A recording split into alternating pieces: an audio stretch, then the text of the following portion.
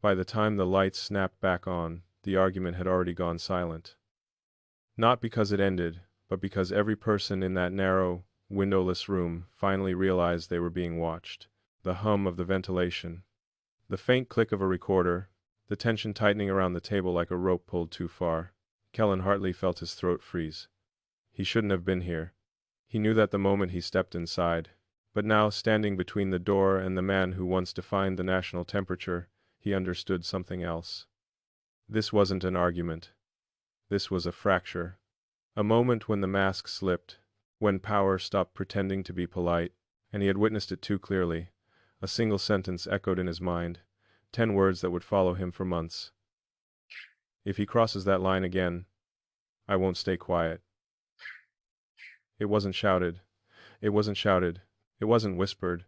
It was delivered with a cold, deliberate calm from Trenton Hale himself, a man who didn't raise his voice.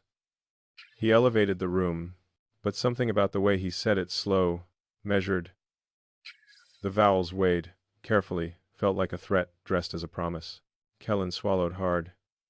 He didn't know then that this moment would become the backbone of a claim, a threat allegation that would ripple through studios, networks, and eventually an underground inquiry. He didn't know that Heath Garrison, the veteran broadcaster sitting across the table, would one day deny the conversation even happened. He didn't know that he would spend the next 6 months trying to outrun one truth. He had seen something he was never meant to see. And yet, the real story hadn't even started. The first sign came from the lights. A flicker too fast to register consciously, too sharp to ignore. But it was the sound that followed that unsettled him most. A soft, metallic click. Not loud, not intentional. Just enough to say, someone else is listening. Trenton Hale didn't react. He never reacted. He simply sat there, broad shoulders still, gaze steady, the kind of posture that made people assume he was in charge, even when he wasn't supposed to be. Heath leaned back, tapping a pen against his leg, masking his nerves with the performance of casualness.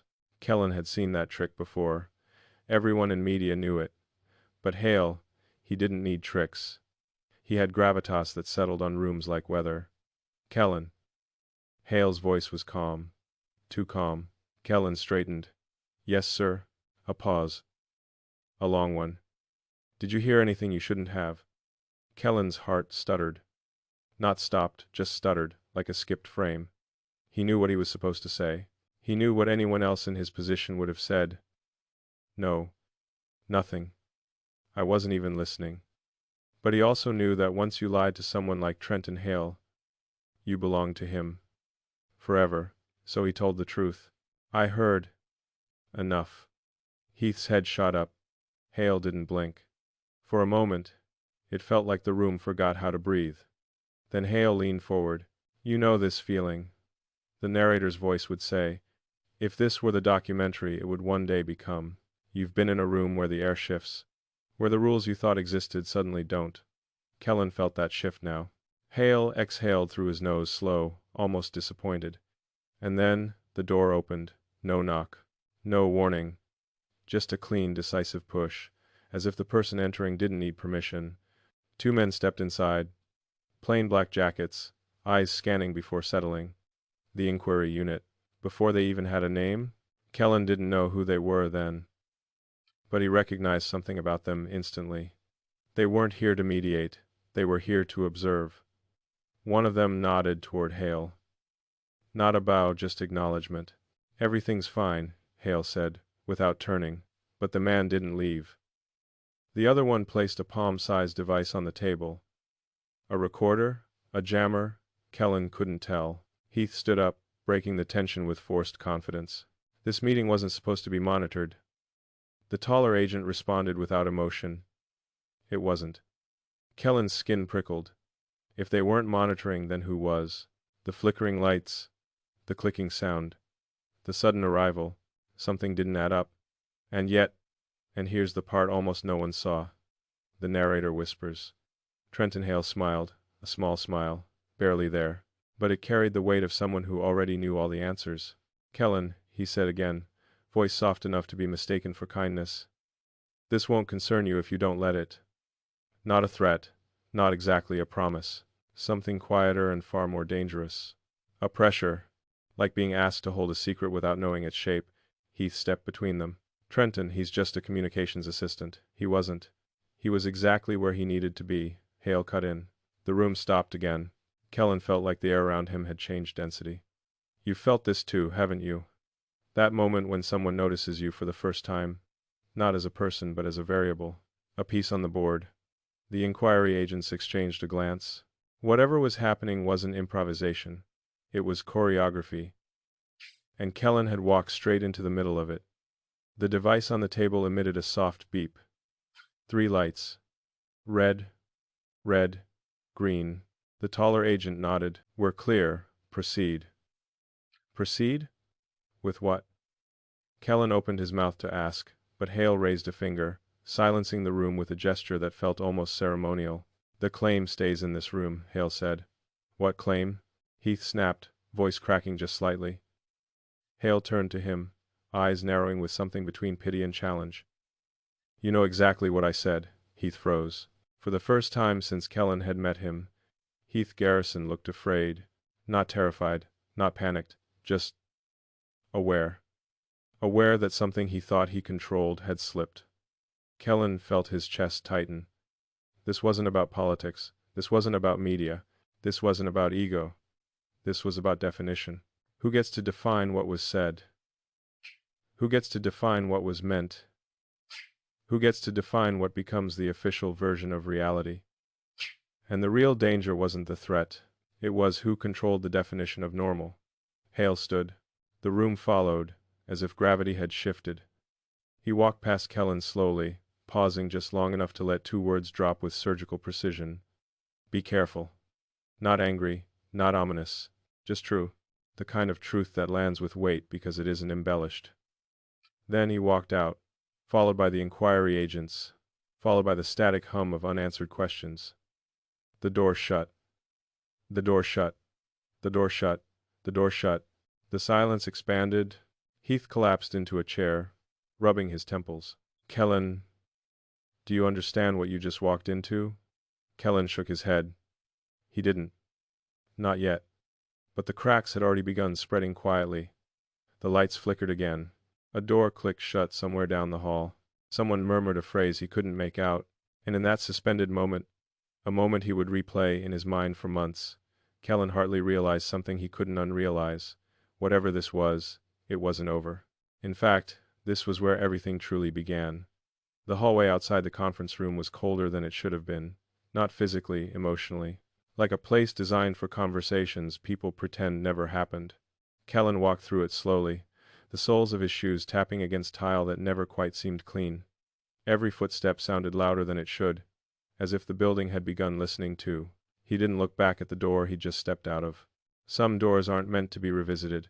Some rooms are better left unremembered. But the thought came, anyway. Why were the inquiry agents already there? People don't appear that quickly unless they were waiting. And if they were waiting, what exactly had they been waiting for? He stopped at the end of the hallway, leaning on a metal railing that overlooked the building's central atrium. Voices drifted upward, distant, blurred, like a radio between stations. He couldn't make out the words, but he could feel the tone, tension, urgency, a quiet storm beginning its spin. You know this feeling, the narrator would say. That moment when the world keeps moving, but you don't. Because something inside you is still trying to understand what you saw. Kellen closed his eyes. 10 words echoed back at him. If he crosses that line again, I won't stay quiet. He replayed the sentence. Again. Again. Slower each time. There was something strange about it, something off-pattern. Not the message. The phrasing. Trenton Hale wasn't someone who spoke vaguely. He was precise. Calculating. Every sentence measured like currency. But that sentence felt rehearsed. Like something he'd already considered before he ever entered the room, which raised a new question. Why would a man like Hale rehearse a threat? And to whom was it really directed? A door opened behind him. Kellen. He turned. It was Heath Garrison. Hair disheveled, tie slightly crooked, eyes carrying the weight of a man who had just realized the universe was larger and darker than he thought.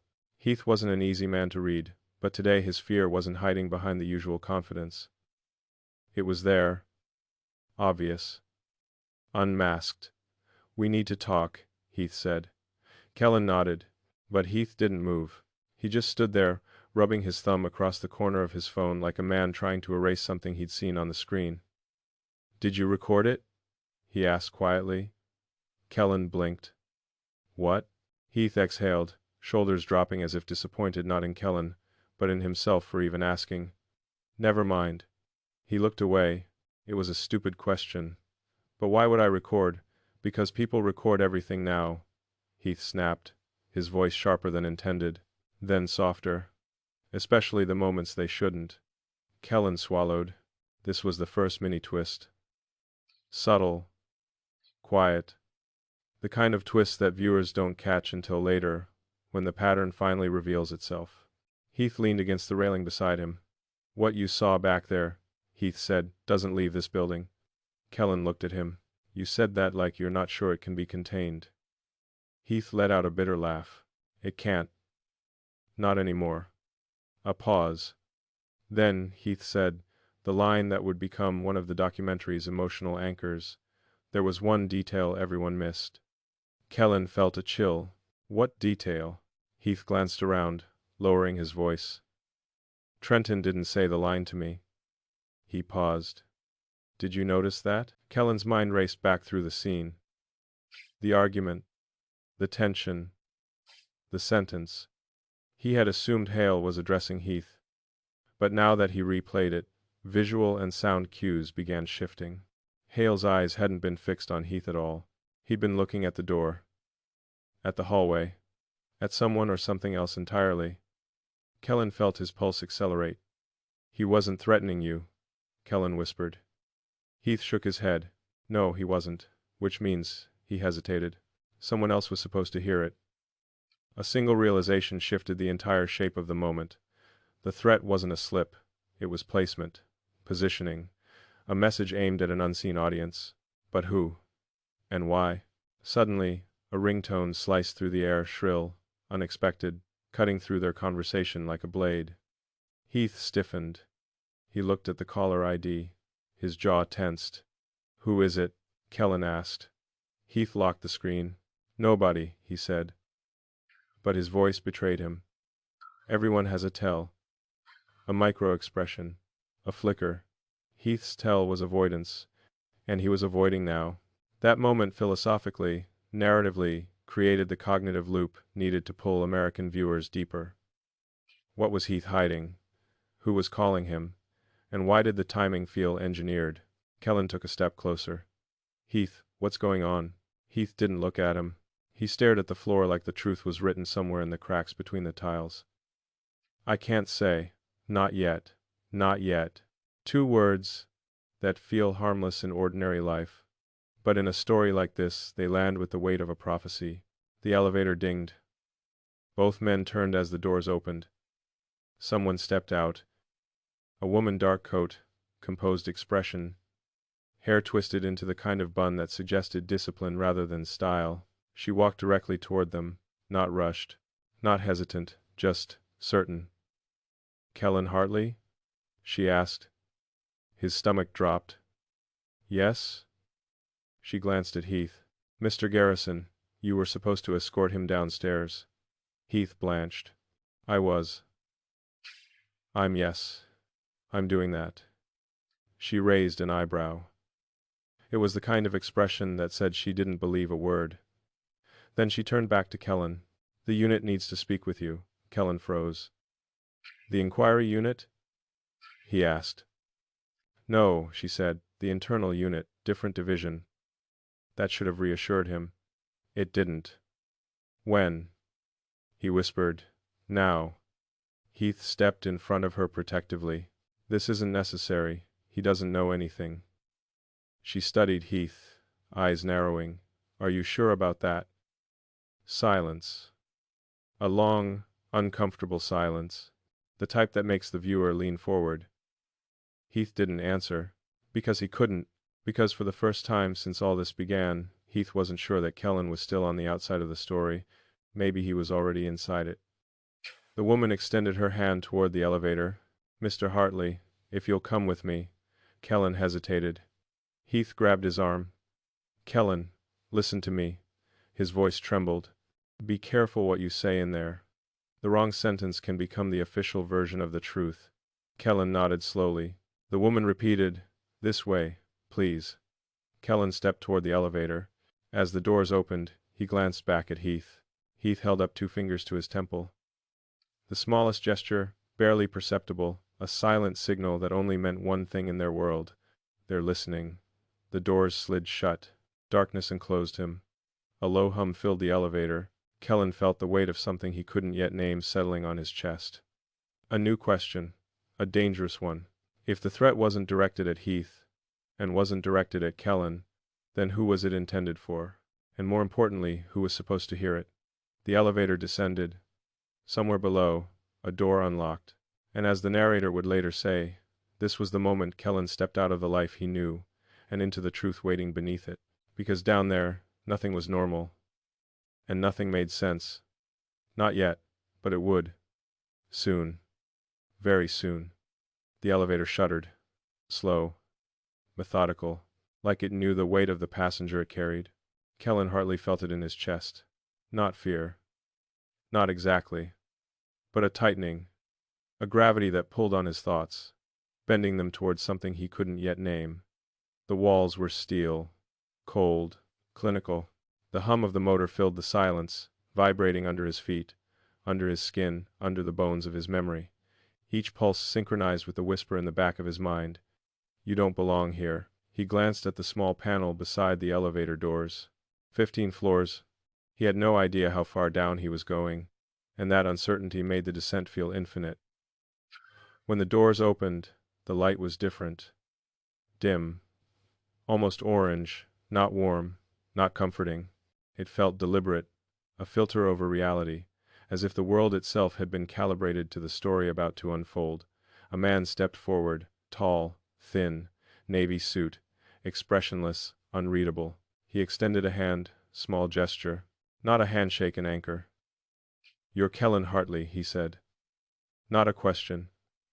A statement. And statements always carried weight. "Yes," Kellen replied. His voice caught in his throat. "You rented. A not a question's a mark, under. A not a question's a mark. Your Kellen replies. Your Kellen replies." His voice caught in his throat. "Follow me," the man said, and turned. No elevator ride back. No turning aside. No questions answered yet. The hallway stretched like a spine. Bare walls, harsh light, low ceilings. The echo of their footsteps sounded louder here. Every step a reminder. "You're not in the world you knew." The man led him into a small room. No windows. A single overhead light. A table. 3 chairs. The air smelled faintly of electronics and cleaning solution. Someone had prepared this place for interrogation or revelation. Maybe both. 2 figures already waited. A woman and a man. Both leaned slightly forward. Almost invisible in the dim light, but every detail was observed. Eyes that missed nothing. Posture that suggested readiness, not aggression. "Sit," the woman commanded. Voice, calm. Polished, measured. The kind of calm that felt heavier than yelling. Kellen did as told. A beat of silence. Then the man spoke. "Do you know why you're here?" Kellen hesitated. He thought of Trenton Hale, of Heath Garrison, of the threat claimed the sentence that had fractured the room above. "I think so," he replied. The woman leaned forward. "Think?" Her eyebrow arched like a blade. "You either know or you don't, Mr. Hartley. And right now, it matters more than you realize." The man's gaze sharpened. "Everything you saw, everything you heard. Someone wants it to define reality. Do you understand? Reality." The word stretched across Kellen's mind like a taut wire. It wasn't just what was said. It was who believed it, who could make it matter, who could weaponize it. And Kellen understood, for the first time, that he had stepped into a system far larger than a single room, a single threat, A single conversation. This was the machine beneath the machine. Heath's warning echoed. The wrong sentence can become the official version of the truth. And now he understood why. Because the machinery of influence didn't care about morality. It didn't care about fairness. It cared about control. Everything was designed, every detail calculated. Every word, every pause, every look placement mattered. Kellen leaned back. He tried to breathe, but the air felt denser, heavier, almost alive. You've seen this before, the narrator might whisper. You've been in rooms where the world seems ordinary, and yet everything was orchestrated behind the curtain. You felt this once, didn't you?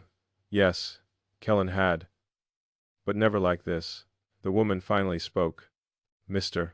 Hartley, the threat claim you witnessed, it was intended to be intercepted. But by you? That was accidental.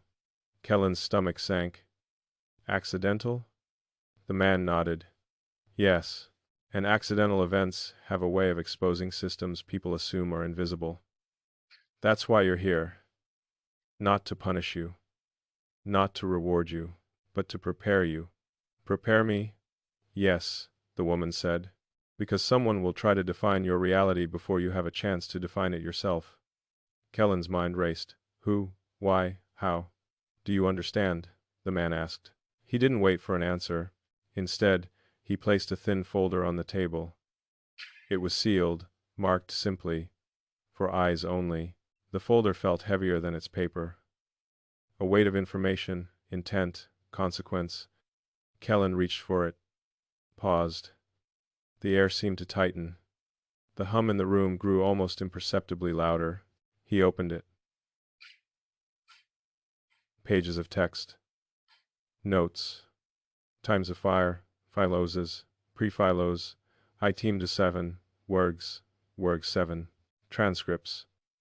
Maps, timelines. And one sentence repeated in bold. The threat was never meant for him. Kellen looked up. The woman's gaze met his. You have to understand this first, then the rest becomes clearer. The inquiry, the rumors, the agents above. None of it is random. The man leaned back. Systems like this don't fail, but when anomalies appear like you, they force a reaction. And reactions are dangerous. Dangerous. The word rolled through Kellen's veins. It wasn't about being in danger. It was about watching danger unfold systematically, patiently, deliberately. You've asked this question too, the narrator might say. You've wondered why one small detail can fracture everything, why one sentence can ripple farther than you imagine. Kellen felt that now. Every memory of the room above, every flicker of the lights, every click, every hum, every glance, all of it part of a deeper pattern. And the detail everyone missed? It wasn't the sentence itself. It was the way it was delivered. The audience it was meant for. The chain of observation it had set in motion. The inquiry unit wasn't here to investigate Kellen. They were here to see how he would respond, to see if he would notice, to see if he would break the loop. Do you understand your role now? The woman asked. Kellen nodded. He didn't feel reassured. He felt awake. Exposed. A part of a system he could neither control nor predict. But he also felt something else, a spark of awareness, and in that spark lay the only thing that could matter moving forward, choice. He could remain a pawn, or he could learn the rules. And then, maybe, just maybe, play the game differently. The hum in the room shifted again, a subtle vibration. The folder seemed heavier still. Kellen knew this. Once you see the system, there's no unseeing it. He closed the folder. The weight of knowledge pressed down, and for the first time, he realized the real story hadn't begun. It was only just surfacing. The lights in the small room flickered again. Not a warning, not a malfunction, just enough to remind Kellen Hartley that the world he knew had shifted. Every shadow seemed deliberate. Every reflection off the steel table was a signal, not an accident. Heath Garrison's warning echoed faintly in his mind. The wrong sentence can become the official version of the truth. Kellen now understood the weight of those words. Not just words, not just a warning, a blueprint, A system waiting beneath the surface, quietly controlling every outcome. The woman spoke first, her voice smooth, precise, almost rehearsed. "Mr. Hartley, you're about to see what most people never notice. The machinery behind every statement, every allegation, every public appearance." She placed her palm flat on the folder again, sliding it slightly toward him. "What they call freedom," she said, "is quiet dependency. What they call control is curated chaos." Kellen's stomach tightened. A simple line, but the precision in it struck like a physical blow. Because it wasn't abstract, it was truth. And truths, this sharp, don't just inform, they cut. The man spoke again. "You think what you saw upstairs was real?" He leaned forward. "Look closer. Listen carefully. Analyze the placement of words, gestures, and pauses. Everything serves a purpose.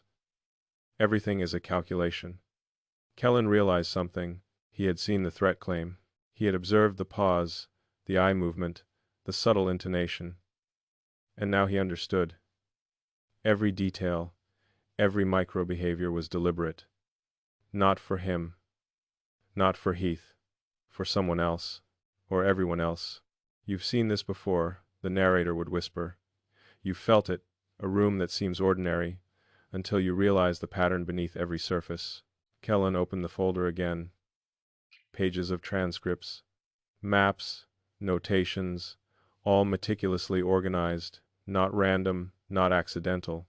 A phrase kept recurring, in bold: "Observation is the currency of influence." He read it over, and the meaning hit him like ice water. Every step, every glance, every word in that room above had been tracked, not just by the inquiry unit, by the system, a network of eyes, ears, and calculated expectations designed to manipulate perception. "This is what Trenton Hale understood," the woman said, almost to herself. "And this is why the threat claim was never accidental." Kellen paused. He looked up. Heath's face appeared suddenly behind him, as if materializing from the walls themselves. "You're finally seeing it, aren't you?" Heath whispered, eyes wide, a flicker of awe mixed with fear. "The pattern. Everything is deliberate. And the question is, are you ready to be part of it?" The woman pointed to a map. Pins, strings, color-coded lines, paths connecting people, events, and media appearances across the country. "Notice the nodes," she said. "Some appear insignificant. They're not. Some are invisible. They're the most dangerous. And some like you appear by accident. But accidents have a way of exposing the invisible machinery." Kellen leaned closer. He could see names he recognized, but the way they connected made no sense until he realized it wasn't about individual influence. It was about perception itself. The system manipulated the idea of reality, not the truth, not facts. Perception. And here's the part almost no one saw, the narrator might say. The real threat isn't the statement, it's the way the world reacts to it. The man added a line that would haunt Kellen. "Most people assume power is loud, they assume it's obvious. But the real power, strategic power, is quiet, measured, calculated, invisible, until it's too late." Kellen nodded slowly. His mind tried to grasp the enormity. It was bigger than Trenton Hale, bigger than Heath, bigger than any single person. It was a network, a system, a pattern that fed on observation, reaction, and misdirection. "And this," the woman said, voice soft but precise, "is the moment where the threat claim transforms from a sentence into an event." Kellen felt it. The shift in air, the shift in reality, the way a single observation one carefully placed could ripple outward like a stone in a perfectly still pond. A click sounded from the folder. A device Kellen hadn't noticed before. A small recorder blinked a faint red. "Do you hear that?" the man asked. "The system isn't just tracking others. It's tracking you. Every reaction, every hesitation, every realization." Kellen froze. Kremina. Kellen froze. The weight of observation pressed on him. He was no longer just a witness. He was a variable, a node, an anomaly in a calculated system. And anomalies are dangerous. You've asked this question too. The narrator might whisper, "How much of what you see is real? How much is orchestrated to make you see it?" Kellen understood. He could not trust appearances. Every micro-expression, every pause, every accentuated word in that room above engineered, every response he had monitored, every thought potentially influenced. The woman's voice lowered, almost a whisper. Freedom isn't inherited, it's practiced, and perception is its currency. The man added, "You have to decide what role you will play.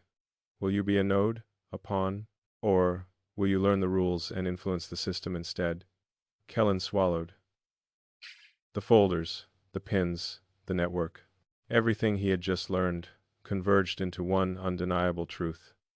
He was no longer outside the machine. He had stepped into it, and there was no undoing that. Heath stepped closer. "Remember," he said softly, "the real threat isn't what Hale said. The threat is what you do with it." Kellen's hands trembled slightly. Not with fear, but with recognition. The gravity of choice, the weight of understanding, and the narrator's voice would cut in, echoing in cinematic tension. The real story didn't break them. Their denial did. And now, Kellen Hartley had to decide whether to remain blind or to see. The lights flickered again. A hum resonated from the walls. Somewhere, a door clicked shut. And in that moment, Kellen realized the system was always watching, always waiting, and the game had only just begun. Kellen Hartley's chest ached. Not from running, not from fear, but from the weight of a truth too heavy to carry quietly. He sat in the small, dim room, hands resting on the folder's edge, feeling every pulse of the hum in the walls, every flicker of light above, every whisper of sound from the hall beyond. The threat claim: Trenton Hale, Heath Garrison, the system, everything had converged, and now it was no longer theory. It was here, real, undeniable. You can silence a voice, the narrator might say. You can bury a truth. But you cannot stop a mind that finally learns to question. Kellen's mind raced. Every micro detail from the meeting above reassembled in his head like pieces of a fractured mirror. The pause before Hale spoke, the click of the device, the glance at the hallway. Every movement had a purpose. Every word was deliberate. And now, he understood why the inquiry unit had been waiting. Not to stop him, not to punish him, but to see if he would notice. The folder lay open before him. Notes, transcripts, maps, a spiderweb of information, but one detail struck him now. With the force of revelation, the system never relied on force. It relied on expectation. It relied on the illusion of control. Heath's earlier warning echoed. The wrong sentence can become the official version of the truth. Kellen understood it fully now, not as theory, not as observation, but as reality. A single misstep, a single misperception, could turn him from observer into variable, into casualty, into pawn. And the room seemed to pulse in agreement. Lights flickered. Shadows danced across the table. Every breath, every blink, every micro-expression magnified. The storm had begun. Heath's voice broke through Kellen's thoughts. "Listen," he said, low, urgent. "The system is already reacting. Every reporter, every analyst, every commentator trained, untrained interpreting moments you've barely seen. Every movement you made, every hesitation. They're watching. They're interpreting. They're controlling the narrative before it exists." Kellen's pulse quickened. He had felt this before. The media rooms, the factory floors, diners, highways, moments where words felt ordinary, and yet someone somewhere knew them before he did. "You've asked this question too," the narrator might whisper. "You've felt it, haven't you?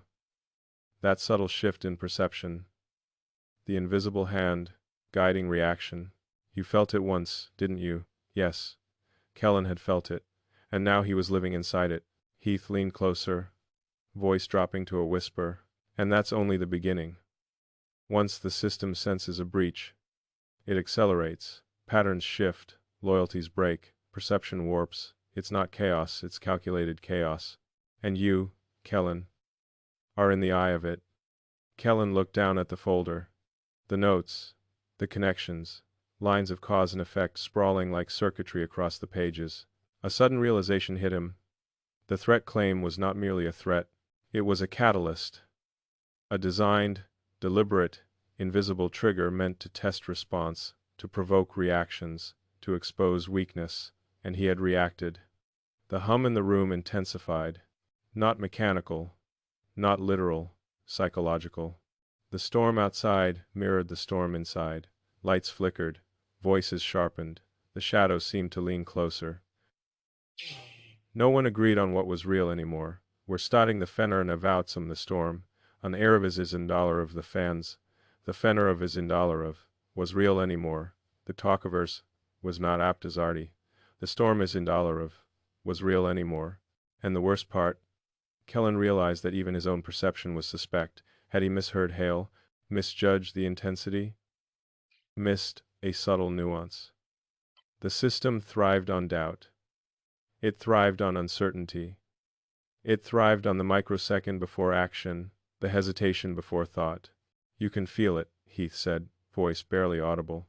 The pressure, the expectation, the weight of observation.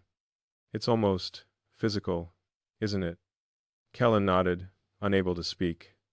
The folder trembled slightly under his fingers. The hum vibrated through the table. The storm pressed closer. A sudden knock shattered the tension. Quick, sharp, definitive. Heath flinched. Kellen flinched. The door opened. Trenton Hale stepped inside. Calm, measured, the eye of the storm himself. "You're awake now," Hale said, voice low, deliberate. "You've seen the threads. You've felt the movement. You've realized the system is larger than any of us." Kellen swallowed. Heath's hand on his shoulder felt grounding and fragile. Hale leaned forward. "You're in a position now," he said, "not to react, but to choose. And your choice will echo further than you realize." The words landed with weight. A paradox. Power and responsibility compressed into a single sentence. Kellen's head spun. Heath whispered, "Don't try to outrun it. Don't try to fight it yet. Understand it first, because that is the only way you survive." The storm outside, the storm of perception, expectation, media, influence, pounded against the walls, against the building, against Kellen himself. But inside, there was clarity. Not comfort, not resolution. Clarity. And Kellen realized something profound. He could never unsee the system. He could never step back to ignorance. All he could do was move forward. Aware. The folder in front of him felt heavier now. Not with paper, with potential, with the burden of understanding. You can silence a voice, the narrator would say. You can bury a truth. But you cannot stop a mind that finally learns to question. Kellen's eyes met Hale's, and for the first time, he understood fully. The storm was not here to destroy him. It was here to awaken him. And awaken he had. Lights flickered, one last time. The folder closed softly. The hum receded slightly, and somewhere deep in the building, a door clicked shut. Not as a conclusion, but as the threshold to everything that would follow. Kellen Hartley inhaled slowly, exhaled, and stepped forward. The storm had arrived, and so had he. The corridor stretched before Kellen Hartley like a vein through the building's shadowed heart. Every step echoed, precise and deliberate. It was quiet, but the quiet carried weight, as if the walls themselves were listening. Heath walked beside him, eyes darting toward every closed door, every flickering light. "Stay aware," he whispered. "Not everyone here is what they seem." Kellen nodded, though he barely understood what that meant. He'd thought the storm above the threat claim. The observation was enough, but this was something else entirely. "You've felt it, haven't you?" the narrator might interject. That moment when the world tilts ever so slightly, and you realize your reality is a construction, not truth, not fact, just perception, carefully curated. The elevator ride had ended. The floor beneath them was lower, older, colder. Concrete walls replaced painted steel, Pipes ran along the ceiling like arteries. A low hum vibrated through the air, but it wasn't mechanical. It was psychological. The kind of hum that whispers, "Everything matters." Heath stopped before a nondescript door. A small sign, "Internal Division Authorized Personnel Only." Every movement had a purpose. Every word was deliberate. And now, he understood why the inquiry unit had been waiting. Not to stop him, not to punish him, but to see if he would notice. The folder lay open before him. Notes, transcripts, maps, a spiderweb of information, but one detail struck him now. With the force of revelation, "Beyond this door," Heath said, voice low, "is where things start to make sense. Or where you realize sense was an illusion all along." Kellen hesitated. The folder pressed against his side felt like armor, or like a weight he wasn't ready to bear. Yet he stepped forward. The door opened silently. Inside, monitors glowed. Screens displayed feeds from cameras he didn't know existed. Locations he didn't know were under surveillance. Charts, graphs, and timelines flickered across displays, all connected, all feeding into a system he barely understood. "You've asked this question too," the narrator might whisper. "You've been in rooms like this, but never with the awareness you now carry." A voice, calm, female, filled the room. "Welcome, Mr. Hartley." Kellen turned toward the sound. A woman in a dark suit, hair tied back, expression unreadable, approached. She moved like water-controlled, precise, inevitable. "I'm the analyst overseeing the network," she said. "Everything you saw above, every pause, every glance, every hesitation fed into what you see here." Kellen scanned the monitors. It wasn't just the building, it was the city. The media. Every event, every broadcast, every social media pulse feeding data into a vast web. "This," she said, motioning broadly, "is the system. And it doesn't make mistakes, but it does respond to anomalies." Kellen's mind raced. Anomalies, like him. Like the accidental witness of Hale's threat claim. Heath's words from the hall echoed again. "You're in the eye of it." The woman handed him a tablet. "It's time you see the mechanics. How influence is calculated, how narratives are crafted, how perception can be bent before the public ever realizes." Kellen's fingers trembled slightly. The screen lit up with names, dates, and events. Lines connecting people and occurrences like a spiderweb. Perfectly ordered. Not a single detail left to chance. "You see," she said, "Trenton Hale doesn't react to events. He predicts them. And when he speaks like the threat claim, it's not an accident. It's a variable set to test the system. And test you." Kellen's pulse quickened. Every micro-expression in that room above had been measured. Every reaction, catalogued. Every word, anticipated. The system wasn't just observing, it was interacting. And now, so was he. Heath leaned close, voice barely audible over the low hum of servers. "You realize what this means?" "Yes," Kellen whispered. "It's not about controlling people. It's about shaping perception." "Exactly," Heath said. "The real power doesn't lie in loud threats. It lies in the subtle placement, timing, context. The threat claim wasn't about intimidation. It was about setting motion. And you, inadvertently, became a part of that motion." Kellen exhaled, slowly. "You mean, they're watching me too?" Heath's eyes were serious. "Yes. Every move. Every hesitation. Every question. Your awareness is the only thing keeping you from becoming a pawn." The weight of realization pressed against Kellen like gravity. He was in the system now, and it was vast. And it was patient.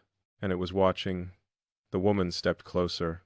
"You need to understand the rules before you can influence the game." The threat claim was the first test. It revealed reactions, pressure points, and weak signals. It wasn't intended for you. But now that you've seen it, the system must recalibrate. Kellen's eyes widened. "Recalibrate?"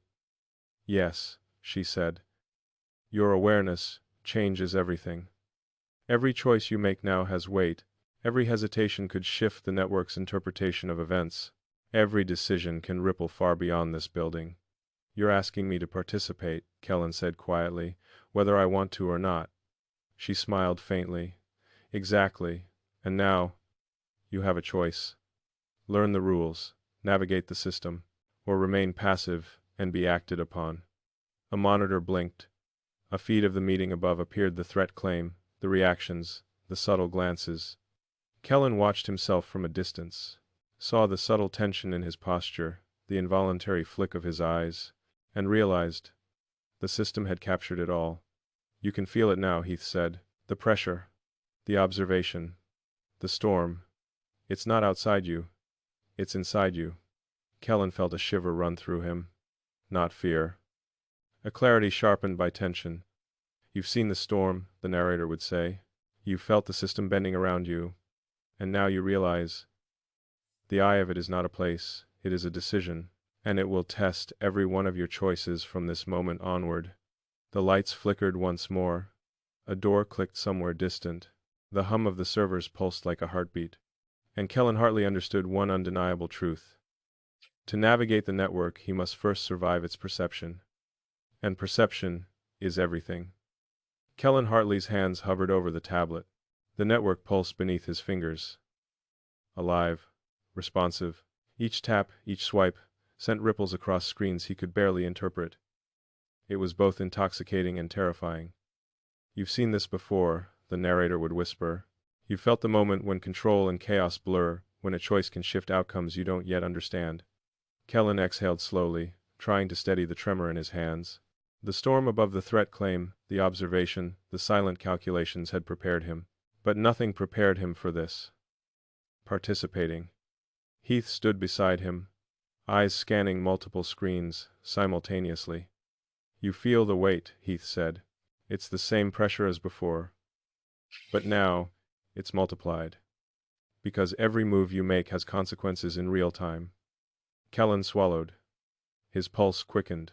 And yet, a spark in awareness ignited. For the first time, he understood the paradox. The system could control perception, but perception could also influence the system. A monitor blinked with a feed from Trenton Hale's latest movement. Every glance, every gesture, every micro-expression captured. Kellen tapped a few keys. Sent subtle signals through the network. It was like speaking underwater. The ripples, barely visible, but he felt them. The system responded. Adjustments happened, small, almost imperceptible, but undeniable.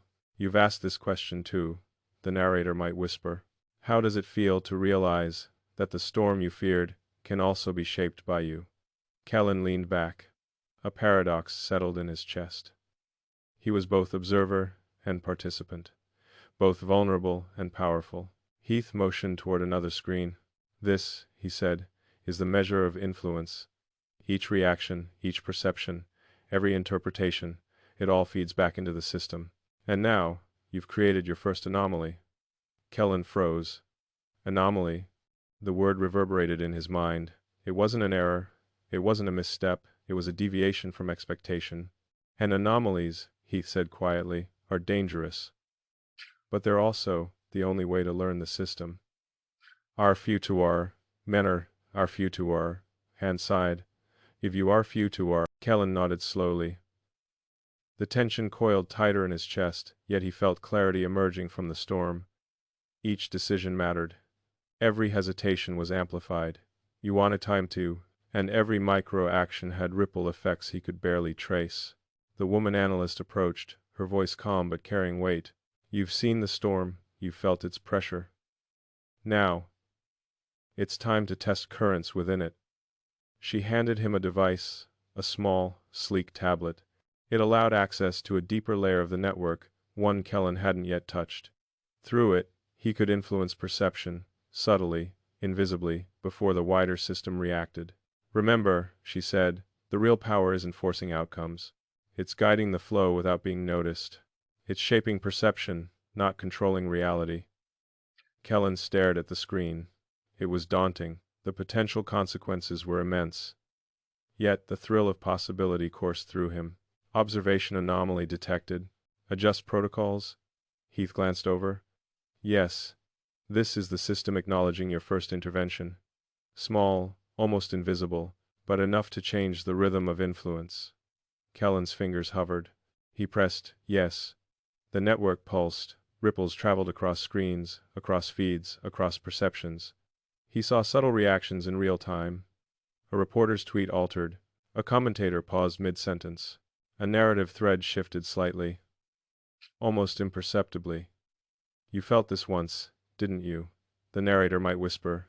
The moment when the invisible moves, and you realize your presence matters more than you imagined. Heath leaned in closer. You're beginning to understand the rules. Perception is power. Observation is currency. And subtle influence is everything. Kellen's mind raced. He saw the patterns, the loops, the micro-adjustments. Every anomaly fed data back into the network, recalibrating outcomes, testing reactions, and Kellen was now part of that system. He glanced at the folder, still on the table. Everything he'd learned above, every transcript, every map, every subtle observation, it all converged here. And now, the question burned. Could he influence without being consumed? The room hummed, alive with activity. Not mechanical noise, but tension, perception, awareness, psychological currents pulsing invisibly. You're ready for the next stage, the woman said. Now you experiment. Test responses, track deviations. Learn to navigate the currents. The system will push back. It always does. Kellen nodded, a mix of fear and exhilaration rising. The paradox was clear. The system was both adversary and teacher. Every intervention carried risk. Every decision could expose him or empower him. Heath leaned closer again. Remember, he whispered, voice tight. You're in the storm now. And storms test more than skill, they test who you are. Kellen exhaled. The hum of the network pressed against him. The flicker of monitors reflected in his eyes. And for the first time, he felt the strange clarity of purpose that comes only when chaos becomes direction. You can't step back now, the narrator would intone. The currents are moving. The storm is alive. And the question is, will you bend with it, or break? Kellen's fingers tapped the first command. A subtle pulse rippled across the network, and somewhere, unseen, the system noticed. The storm had begun. And now, so had he. Kellen Hartley watched the screens, pulse quickening. Subtle shifts. Minor deviations. The system responded. Not violently. Not obviously. But enough. A commentator hesitated mid-sentence. A journalist's note was amended before publication. A digital discussion thread curated, almost invisible, began to sway. You've seen this before, the narrator would whisper. When perception shifts without notice, you felt the currents pull and push, even before you knew you were moving. Kellen leaned closer. Every monitor, every line, every feed told a story. And, the story had a pulse now, his pulse. Heath's voice broke the silence. Notice the pattern, he said. The system adapts to anomalies, but it also tests them. Every reaction is measured, every pause catalogued, every adjustment noted. Kellen's eyes darted across feeds, each response small, seemingly minor, but he knew the weight behind subtlety. You've asked this question too, the narrator might murmur. How far does influence extend when no one is aware of its touch? And how quickly can it return to you? Suddenly, a new notification blinked. External engagement detected. Narrative deviation. Heath's hand pressed lightly on Kellen's shoulder. The system just signaled a secondary layer, he said. Outside observers. Outside networks. Unseen nodes. They've noticed ripples you've created. Kellen's stomach tightened. The storm was no longer contained within these walls. The currents extended outward into the city, into media, into public perception. The analyst approached, voice calm but urgent. Every action now has a mirrored reaction. Every choice has consequences beyond this building. The threat claim isn't just a moment.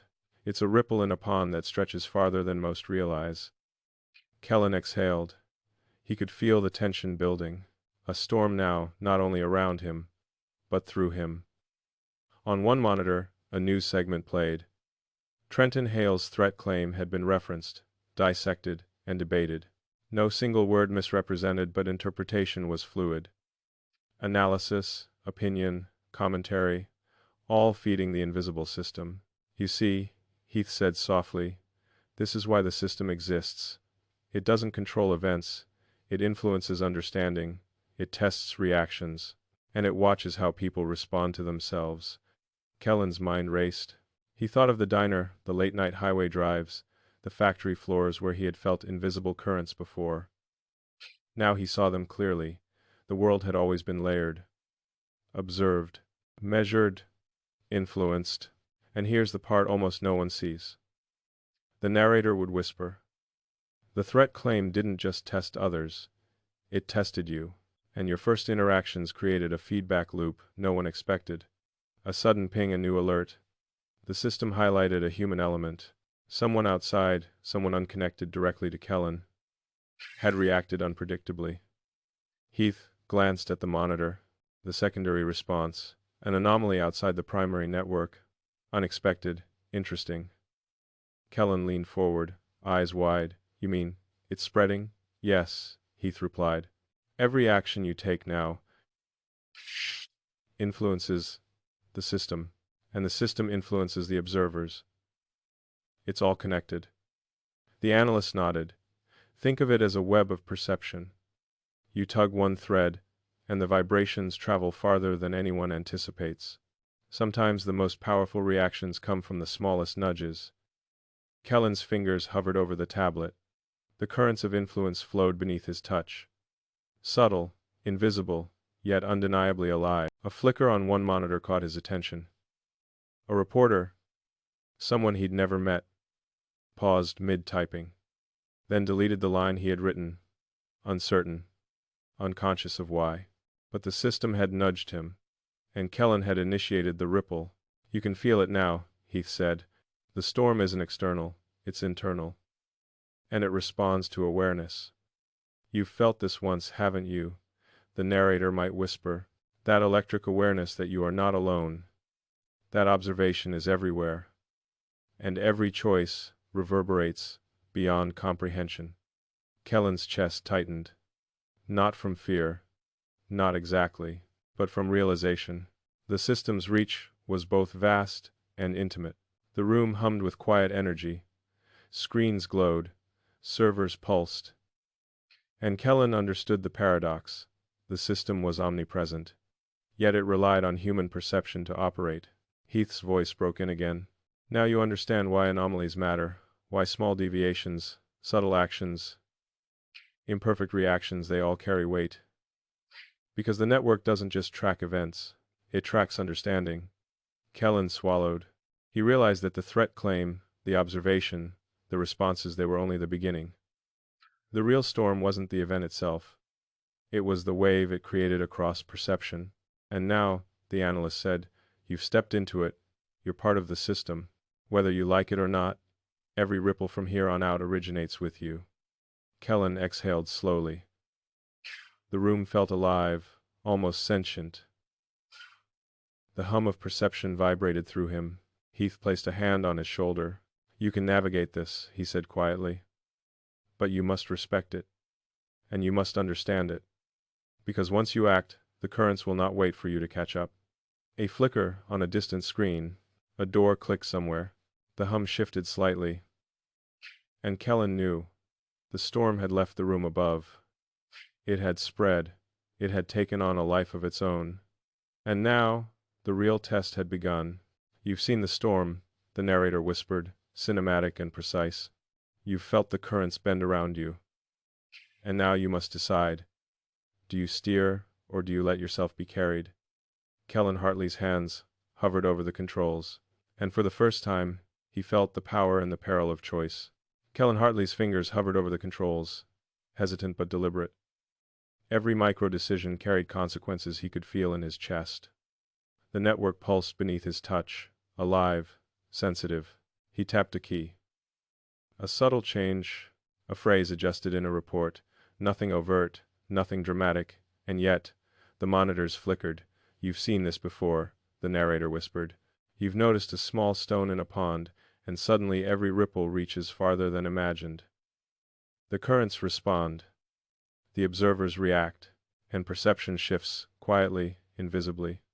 A feed on the main screen caught his attention. A social media thread, unassuming, routine started to sway. Opinions subtly polarized, discussion patterns shifted. A reporter drafted a clarifying note, then deleted it. Kellen realized he hadn't just nudged a system. He had nudged people, and people nudged the system back. "You've asked this question too," the narrator might whisper. "How much control exists when your influence is entangled with human unpredictability?" Heath leaned closer, voice quiet but tense. "Every intervention now creates a secondary wave. You think you're small. He think you're small, but the smallest actions, tiny deviations, can become seismic." Kellen's chest tightened. The subtlety was intoxicating and terrifying. It wasn't about dictating outcomes. It was about influencing currents without anyone noticing. A monitor blinked with a reaction feed. Someone had misinterpreted his adjustment. A headline shifted tone. The system recalculated. And the effect, tiny at first, multiplied as it spread across feeds and nodes. "You feel it," Heath said softly. "The currents are alive, and they respond to perception, not intention." Kellen swallowed. He realized for the first time, control was an illusion. Even here, in the heart of the network, human unpredictability could bend outcomes in ways the system could not fully anticipate. The analyst approached, tablet in hand. "You see now," she said calmly, "why anomalies are both a threat and an opportunity. They expose the system's vulnerabilities and reveal its intelligence. And you are now part of that intelligence." Kellen stared at the tablet. Kellen stared at the tablet. The folder's contents, the threat claim, Hale's reactions. Heath's guidance merged in his mind. Patterns emerged.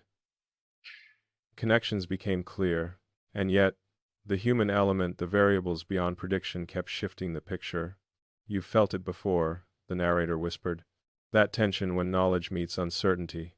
When power exists, but not control.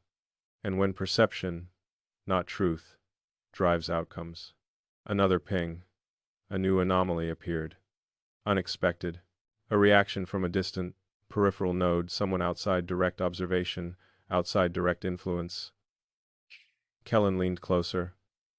The system had detected the ripple he had created, and now the ripple had created another ripple. Heath's voice cut through the hum. Secondary effects. Unseen participants. Peripheral nodes reacting unpredictably. This is why the network is both elegant and dangerous. It learns. It adapts. And now, it's learning you. Kellen's mind spun. The paradox was stark. The system needed human input to function, but humans introduced chaos, and chaos could be a weapon or a risk. A subtle microhook emerged on one screen. Observation anomaly, escalating interpretation required. Kellen tapped a command, sent a minor adjustment to guide perception, not dictate it. The ripple began. Small, almost invisible.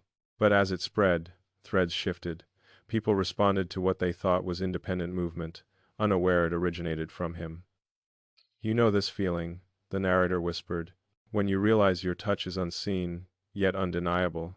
When perception bends to influence, and influence bends perception. It's exhilarating and isolating." The analyst spoke again, voice calm but precise. "The system doesn't care about intent. It measures response. And every ripple feeds data back. Every anomaly is analyzed, categorized, and integrated. You've changed it, and it will now change you."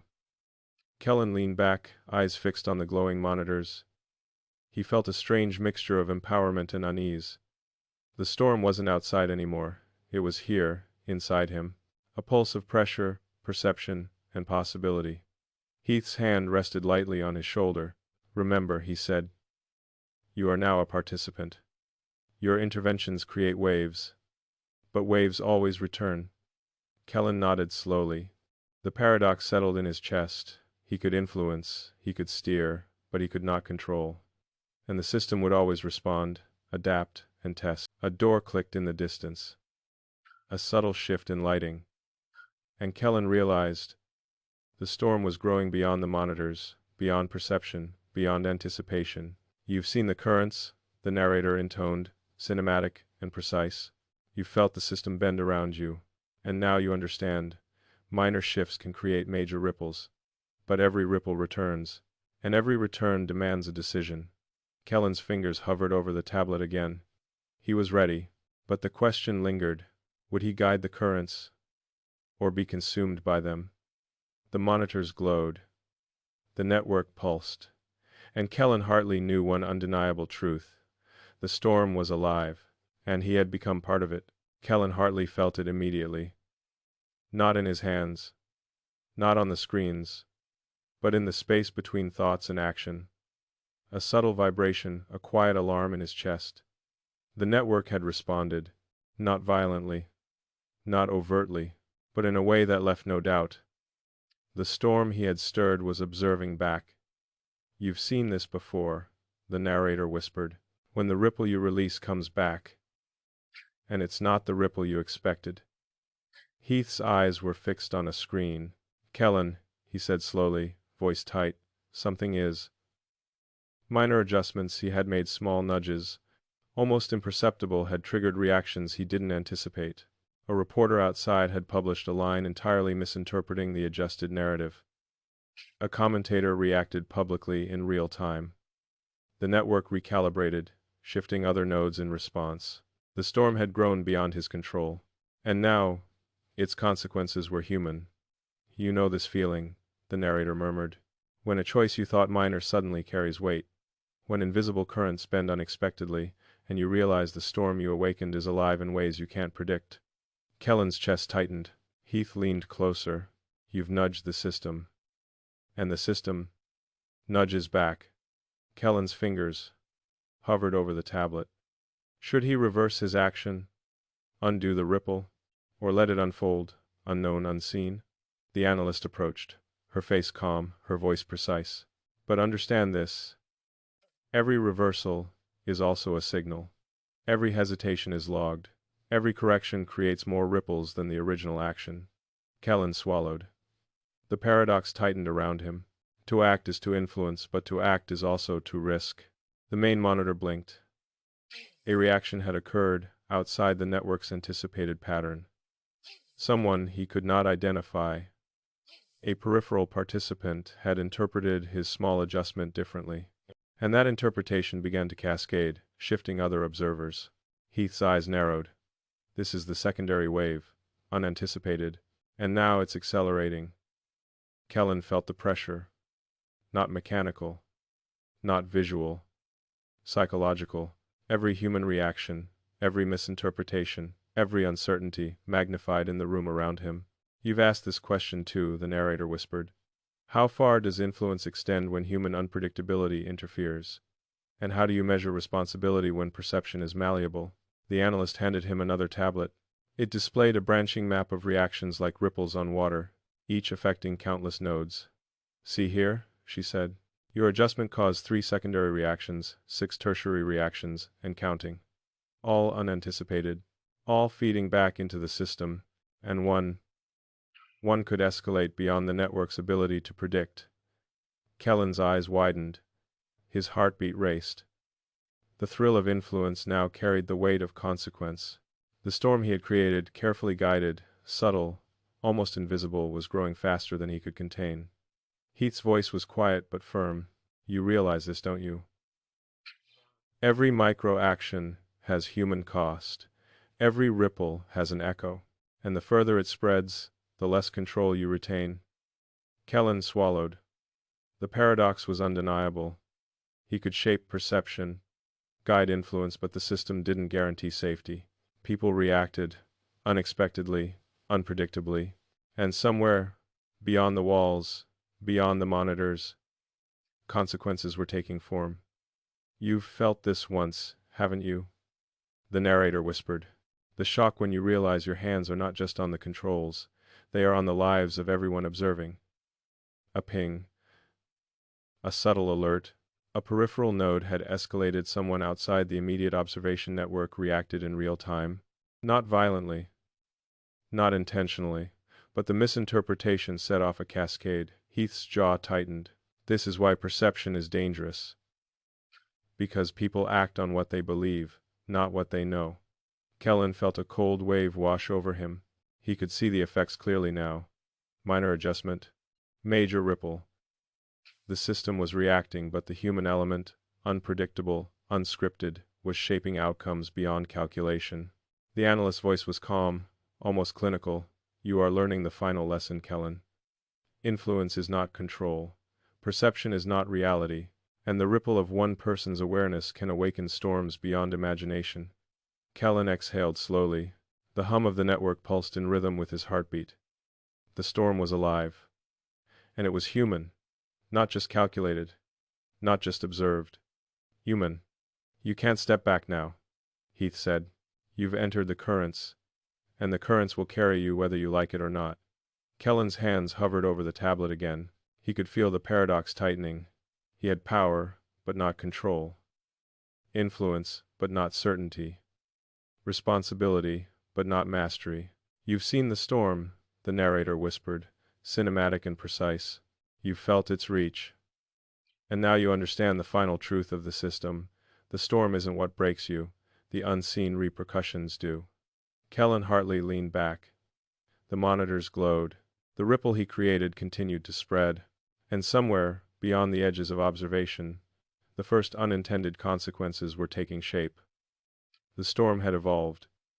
And he was no longer just a participant. He was a witness. To the first real test of his awareness and morality. The monitors flickered. Minor changes, subtle nudges, were multiplying. And now, a real human reaction had broken through the controlled flow. Kellen Hartley felt it before he saw it. A tension in the air, a tightening in his chest. The room smelled faintly of ozone and machine hum, a reminder that power had its cost. You know this feeling, the narrator whispered. That instant, when influence touches life, and you realize life is unpredictable, and all you can do is watch. On a peripheral monitor, a reporter's tweet spiraled into misinterpretation. A network analyst responded live. A commentator misread the secondary reaction, broadcasting speculation as fact. The chain reaction accelerated. Small, subtle actions he had taken were now influencing events far beyond his control. Heath leaned in, face pale in the monitor glow. This is it, he said. The first true consequence. The ripple you set in motion has met human unpredictability. And now, it's feeding back into the network. Kellen swallowed. He had expected the storm to respond to him. He had not expected the system to become human. The analyst's voice cut through the hum, calm but firm. You must see this, Kellen. You guided perception. And perception guided action. Not everything can be predicted. Kellen stared at the cascading feeds. The subtle shift he made earlier, a mere phrase adjustment, had caused confusion in multiple streams. Not malicious, not intentional, but disruptive. You've asked this question too, the narrator whispered. How do you bear the weight of unseen consequences? How do you watch ripples become waves and feel responsible for the storm? A notification blinked red. External escalation detected perception divergence beyond tolerance. Heath's jaw tightened. That node, he muttered. An outsider, unanticipated, now influencing others. We can track it, but containment is limited. This is the true cost of intervention. Kellen's chest tightened. Every microadjustment, every ripple he had thought insignificant, had consequences. Somewhere, far from the screens, people were reacting, acting, misinterpreting, shaping outcomes he could not foresee. You felt this once, haven't you? The narrator intoned. That moment when power meets consequence, and you realize intention is not mastery. Heath motioned toward one of the monitors. A clip played, a subtle misunderstanding now amplified. The commentator's live response had triggered a wave of social media debate. Small, seemingly inconsequential, yet visible, tangible, real. Kellen felt a cold knot form in his stomach. The thrill of influence collided with the weight of responsibility. The storm had become unpredictable. The currents he had tried to guide were now alive. Control is an illusion, Heath said quietly, and yet, perception demands it. The analyst handed Kellen the tablet. "You must decide," she said, "how to respond. Do you intervene further, knowing the risk, or do you step back, letting events unfold? Either choice has consequences." Kellen's fingers hovered over the tablet. The paradox tightened in his mind. He could act, but not fully control. He could guide, but never guarantee outcomes. He could shape perception, but not prevent misinterpretation. The room pulsed with silent tension. Screens glowed, reflecting uncertainty in every monitor. The network hummed, alive and responsive, and human unpredictability twisted in the currents like an invisible storm. "You can feel it now," the narrator whispered. "The weight of responsibility, the friction between influence and chaos, and the truth that perception can betray even the most careful hand." Another ping, a subtle alert, a minor misalignment in the system. Someone outside, unmonitored, had amplified the secondary wave. A chain of reactions was accelerating. Kellen exhaled slowly. Heath's hand rested lightly on his shoulder. "You are in the storm," Heath said. "And storms test more than skill. They test judgment, and they test morality." Kellen's eyes flicked from monitor to monitor. The folder on the table seemed suddenly heavier, laden with unseen responsibility. Every transcript, every observation, every small adjustment now had human weight. "You've seen the storm," the narrator intoned. "You've nudged currents you cannot control, and now you understand the final truth. The first consequence is always the heaviest, because it is no longer theoretical, it is human." Kellen leaned back. The monitors flickered. The hum of the network vibrated through him. The ripple had become real. The storm had a human face, and Kellen Hartley knew. He was no longer an observer. He was now a participant, in every sense that mattered. Kellen Hartley sat in the glow of the monitors, chest tight. The ripple he had created, so minor, so deliberate, had already grown beyond control. Every human reaction was a variable, every interpretation a new current, and somewhere in the storm, morality whispered. "You've felt this once," the narrator murmured, cinematic and deliberate. "When the thrill of influence meets the weight of consequence, you realize the storm is not outside. It's inside you." A live feed blinked on. The reporter from the previous segment appeared again. This time, the misinterpretation escalated, opinions clashed, threads erupted. Comments turned critical, questioning, accusatory. The minor shift Kellen had made now caused confusion, tension, and subtle harm. Heath leaned in, eyes dark in the monitor light. "Kellen, this is the moment you understand why perception is dangerous. Every action you take has moral weight. Every nudge has unintended consequences." Kellen swallowed. He had influenced outcomes, yes, but at what cost? The thrill of control was gone, replaced by something heavier. A moral reckoning. The analyst approached again, voice calm but cutting. "You're learning faster than most. The system observes. The human element reacts. And now, you face the ethical dilemma. Do you intervene further to correct the ripple, or let human unpredictability follow its course?" Kellen's hands hovered over the tablet. Every instinct screamed to act, to guide, to prevent harm. But every action risked amplifying the wave he had already unleashed. "You've asked this question too," the narrator whispered. "How do you act when every choice carries unknown weight? How do you act when influence is indistinguishable from interference?" A flicker on a peripheral monitor caught Kellen's eye. Someone completely outside the observation network reacted violently to the misunderstanding. Minor harm, emotional, not physical, but enough to make the system register the deviation as critical. Heath's hand rested on his shoulder. "This is why anomalies are dangerous," he said. "The currents of human perception are unpredictable, and morality is the true storm." Kellen exhaled slowly, chest tightening.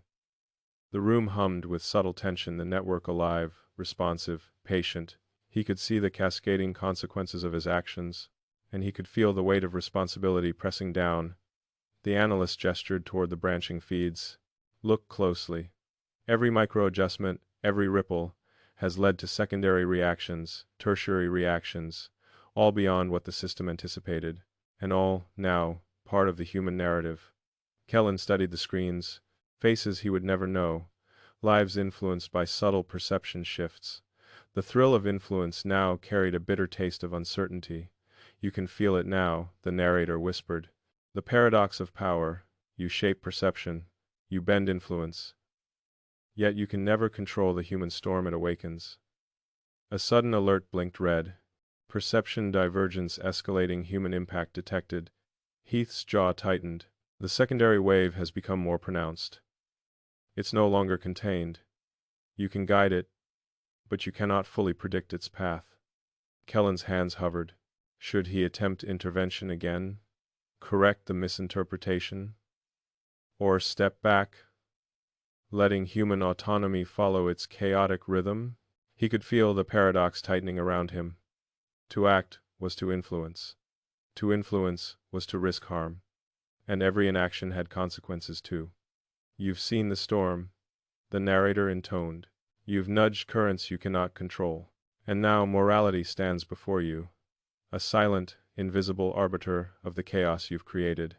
The room pulsed with quiet energy. Screens glowed. The hum of the network reverberated in his chest.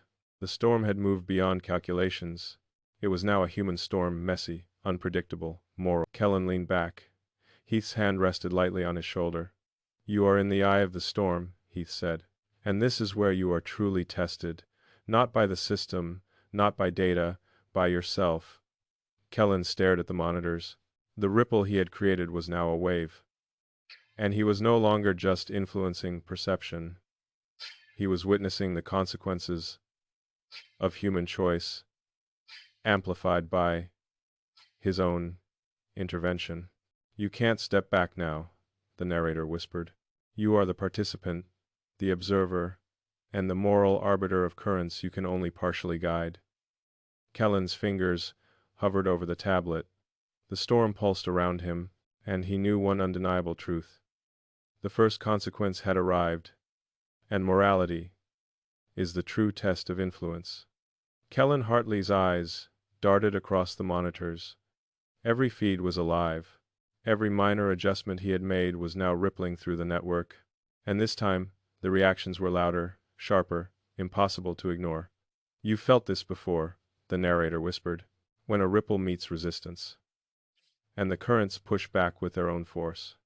A new alert blinked red. Secondary node escalation, unanticipated response detected. Heath leaned in, voice tight. "Kellen, it's spreading faster than predicted." The system anticipated minor deviations, but human unpredictability is accelerating the response. The reporter's misinterpreted headline had gone viral. Commentators reacted live, debating, questioning, speculating. Threads erupted. Small misunderstandings multiplied into chaotic waves. The system attempted to contain it, but containment was failing. "You've asked this question too," the narrator murmured. "How do you navigate influence when the wave you created returns stronger than expected? When perception itself becomes a weapon?" Kellen's hands trembled slightly over the tablet. Every micro-adjustment now had the potential to amplify the chaos. Every decision could ripple into unforeseen harm. The thrill of control was gone. What remained was responsibility and fear. The analyst stepped forward, voice calm but precise. "Observe the pattern. Secondary nodes are interacting unpredictably. Peripheral participants outside the immediate network are amplifying responses, and the system is adapting to them faster than it adapts to you." Kellen exhaled slowly. The paradox tightened around him. He could guide the currents, yes, but he could no longer predict their flow. On one monitor, a live clip played. The commentator had misstated a fact. Social media reactions exploded. Debates erupted in the public sphere. And somewhere, completely outside his observation, someone had responded emotionally, angrily, vocally, with conviction. Heath leaned back, voice low. "This is the first real test of perception as a weapon. Your influence has collided with human unpredictability, and the secondary wave is amplifying, unbound." Kellen felt a cold tension rising. The room seemed smaller, the hum of the monitors louder. The storm wasn't outside anymore. It was inside, pulsing through every wire, every screen, every thought. You know this feeling, the narrator whispered. I was being distracted by Joni. When influence becomes exposure, and every choice feels like a potential catastrophe. A blinking alert appeared on a peripheral screen. Tertiary node response, critical divergence detected. The analyst's calm tone betrayed nothing, but Kellen saw it in her eyes. Look at the pattern, she said. Your ripple has reached nodes the system didn't predict. Perception is now self-amplifying. And human behavior is chaotic. Kellen's mind raced. The thrill of minor adjustments had vanished, replaced by the weight of consequence. The storm had grown, it had legs, it had unpredictability, and now it demanded a response. You've felt this once, haven't you?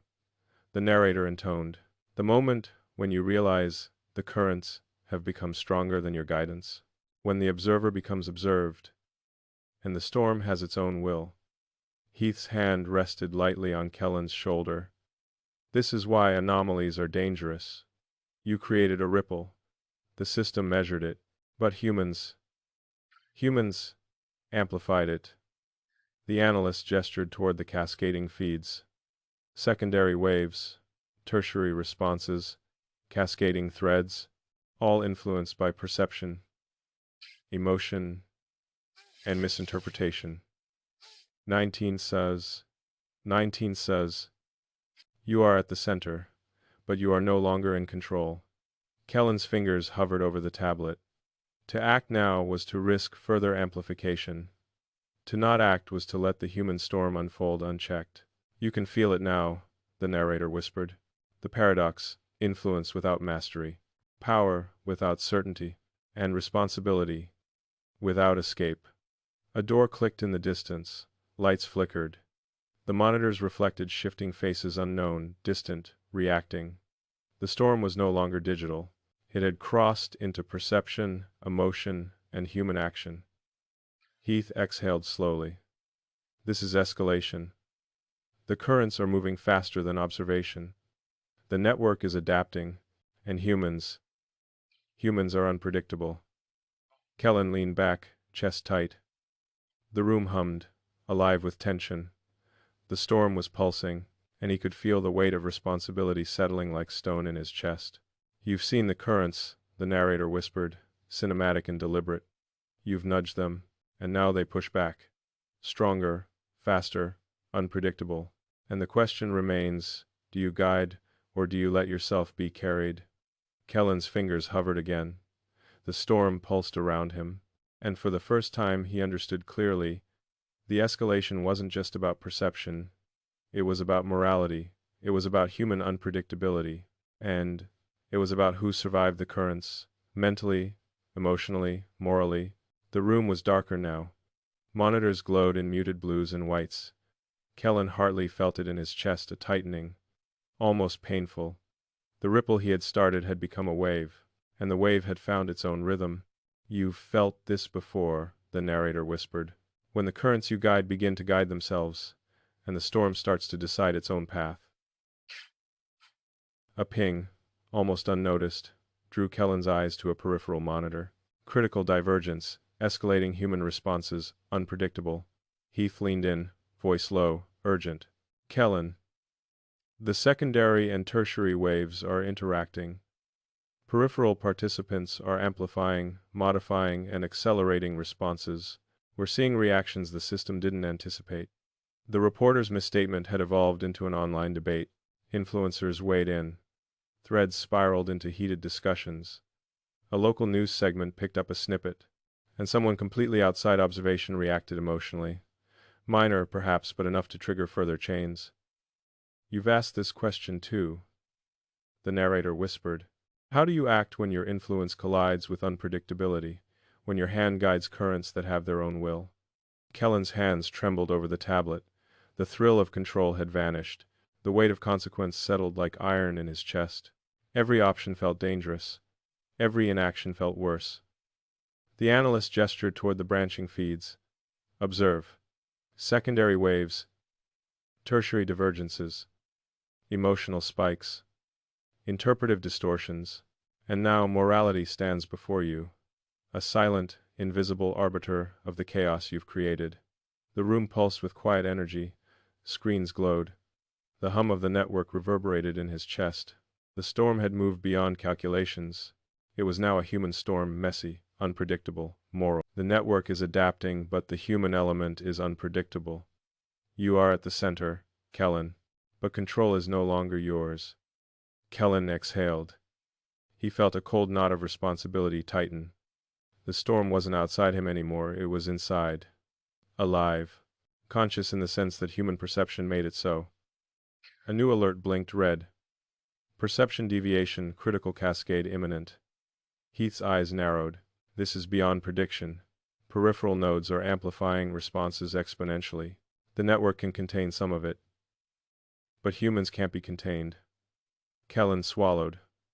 He understood now what the previous segments had been leading to. The system's adaptive power combined with human unpredictability. It was a paradox of influence. To act was to risk catastrophe. To refrain was to let the storm rage unchecked. Horapper for Saf. You know this feeling, the narrator murmured. The terror and thrill of responsibility. When currents, you barely understand, crash against human unpredictability. And morality whispers in your ear. Will you intervene or watch? On a main monitor, a live feed played. The commentator's misstatement had spread further. The reporter had responded defensively. Social media erupted, and someone again, outside the observation network, reacted publicly. Emotion drove their interpretation, and the network mirrored it, recalculating every feed. Kellen's chest tightened. The ripple was now a storm, and the storm had human emotion at its core. Heath's voice was a low rumble. This is escalation. The currents now move faster than observation. And perception is self-amplifying. Your micro-adjustments can't keep up. You've seen the currents, the narrator whispered. You've nudged them, and now they push back stronger, faster, unpredictable. And the question remains, do you guide, or do you let yourself be carried? A flicker. A subtle anomaly. The tertiary wave had created a quaternary effect. Someone had interpreted an action, reacted emotionally, and sparked another chain. The system adapted, but human unpredictability amplified the effect exponentially. Kellen felt panic rise. He could feel the storm in his chest. Not in data, not in monitors, in himself. You've felt this once, haven't you? The narrator whispered. The moment when influence becomes exposure. When power meets consequence. And the currents you control start controlling you. Heath's hand rested lightly on Kellen's shoulder. You're at the threshold, he said. The storm is no longer contained. And human unpredictability will decide the next turn. Kellen's fingers hovered. Every decision, every hesitation, every choice was loaded with unknown consequences. The paradox tightened. Act and risk. Do nothing and risk more. You've entered the eye of the storm, the narrator concluded. The currents pulse around you. And morality, unpredictability, and human emotion are your true adversaries. The escalation isn't the storm itself. It's the threshold of chaos you now face. Kellen exhaled. The monitors glowed with cascading reactions. The hum of the network reverberated in his chest. He was no longer just a participant. He was now an active agent in a living, breathing, unpredictable storm. And the first true decision of consequence waited. Beyond perception, beyond prediction, beyond control. Kellen Hartley stared at the tablet. The storm pulsed in every feed. Every ripple he had set in motion was now alive. And the human element, the unpredictable, emotional, chaotic human element, was magnifying the effect exponentially. You know this feeling, the narrator whispered, when power collides with consequence, and every option feels like a trap. The alerts blinked red, one after another. Perception divergence, critical secondary, and tertiary nodes escalating. External human reaction detected amplification imminent.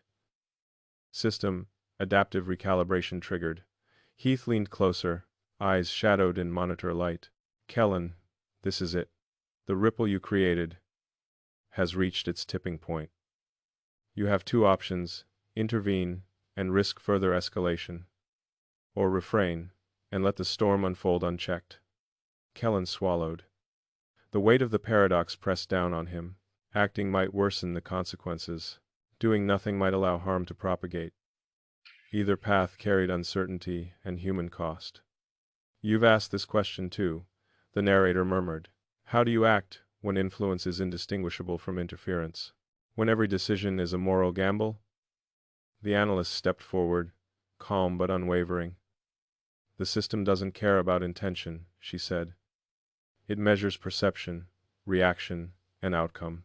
But humans act unpredictably, and now you are both observer and participant. Kellen's hands hovered above the controls.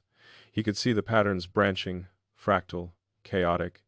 The ripple had transformed into a storm. And the storm was human. You've felt this once, haven't you? The narrator whispered. The moment when influence becomes exposure. When your own judgment is tested against the unpredictability of human emotion. A live feed caught his attention. A peripheral participant, someone he had never interacted with, reacted publicly. Their misinterpretation set off a cascade, accelerating the storm beyond the network's predictions. Commentators engaged, threads erupted. The minor adjustment Kellen had made earlier now seemed monumental. Heath's voice was low, tense. The currents are moving faster than observation. Every micro-action now ripples uncontrollably. Your intervention could help or make it worse. Kellen exhaled. The paradox was unbearable. Power without control. Influence without certainty. And responsibility inescapable. You can feel it now, the narrator whispered.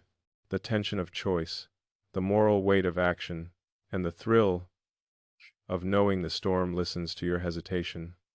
Kellen glanced at the branching feeds. He could intervene, adjust phrasing, guide perception, nudge the network, or he could step back, let human unpredictability unfold naturally. The analyst's eyes met his. Every path has consequence, every hesitation shapes outcome, and every ripple will return to you in ways you cannot anticipate. A flicker on the main monitor drew his attention. The commentator's misstatement, already spiraling, had provoked real-world reactions.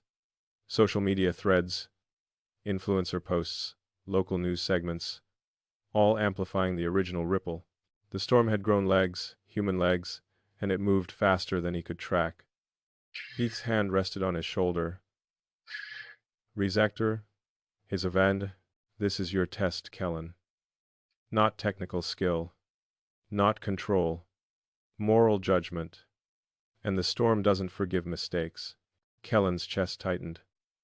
The monitors pulsed, the system hummed, and the human currents surged. You've seen the storm, the narrator whispered, cinematic and precise. You've nudged currents you cannot control. And now, you stand at the crucial threshold. Do you guide, or do you let yourself be carried? Kellen took a deep breath. He exhaled slowly, letting the hum of the network settle against his chest. He could feel the paradox tightening. Every choice would have consequences. Every hesitation carried weight. And the storm, human, unpredictable, moral, waited for him to act. A final alert blinked red. System warning, perception divergence peak imminent. And now morality stands before you.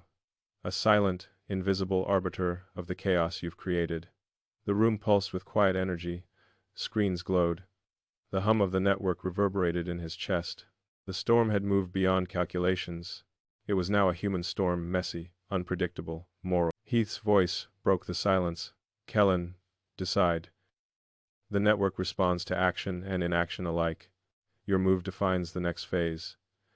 The analyst gestured toward the branching nodes, fractal and unpredictable. Every ripple you touch now will echo outward. Every intervention may save or worsen unseen outcomes. And the storm waits for your choice. Kellen's fingers hovered. He could feel the storm in his chest. Not in data, not in the monitors, in himself. You know this feeling, the narrator whispered, when every choice has weight, and every decision is both opportunity and peril. The storm is alive, and it listens. The room fell silent. The monitors glowed. The hum of the network vibrated through him. Kellen Hartley made his decision. Not perfect, not guaranteed, but deliberate, and as he acted, the storm shifted. Acknowledging, reacting, adapting. You've entered the currents, the narrator intoned. The storm bends around choice. And the question remains, do you master the wave, or does it master you? Kellen's hands moved with purpose. The system pulsed, and the human storm surged onward, unpredictable, unstoppable, alive. The storm pulsed. Kellen Hartley's decision had been made. Not perfect, not guaranteed, but deliberate. And now, the consequences began. You've felt this before, the narrator whispered. When influence meets unpredictability, and the first wave of repercussions hits closer than you imagined. A flicker on the main monitor caught his eye. A peripheral participant, the one who had misinterpreted his earlier adjustment, had reacted publicly. Minor at first, but visible, amplified by social media. The commentator's misstatement now fueled discussion across multiple platforms. Heath leaned in, voice tight. The first ripple returns. Human reaction, exponential. And you see clearly now, the storm isn't digital, it's human. Kellen's chest tightened. Every minor adjustment, every ripple he had sent into the system, had now taken shape in reality. And the human element, messy, emotional, unpredictable, was asserting itself. You know this feeling, the narrator whispered. When the wave you released returns, and it carries weight you hadn't accounted for. The analyst approached, tablet in hand. Observe, she said calmly. Secondary and tertiary waves have now crossed into quaternary effects. Perception is self-amplifying, and human emotion is the multiplier. Kellen stared at the branching feeds, faces he had never seen, reactions he had not predicted, threads spiraling into tension and debate. The ripple he had thought small had become a storm. Heath's voice cut through the hum. This is the human element. Unpredictable, uncontainable, and morally complex. A live feed highlighted an escalation. Someone outside the observation network had acted emotionally, inspired or provoked by the minor adjustment Kellen had made. The system recorded it as a critical divergence. Human unpredictability, amplified by perception, now dominated the network. Kellen felt a cold knot form in his stomach. The thrill of influence had vanished, replaced by responsibility and the weight of ethical consequence. You've asked this question too, the narrator whispered. How do you navigate the storm when your choices affect unseen people? When the ripple you created becomes a wave you cannot fully control? Heath's hand rested on his shoulder. You're learning fast, he said. The network adapts to you, but humans are different. Humans act unpredictably, and the first wave of repercussions is only the beginning. Kellen exhaled slowly, letting the tension settle momentarily. He could see clearly now. Every microaction had generated visible effects. Every choice carried a human dimension. Every ripple, no matter how small, demanded moral consideration. You've seen the currents, the narrator whispered. You've nudged them. And now they push back sharper, faster, unpredictable. The first wave has returned. And it is human. Another alert blinked red. External escalation, secondary wave impact detected. The analyst gestured toward the cascading feeds. Every reaction you influenced has amplified. Tertiary effects are spreading, and the human element is now the dominant factor. Kellen's fingers hovered over the tablet.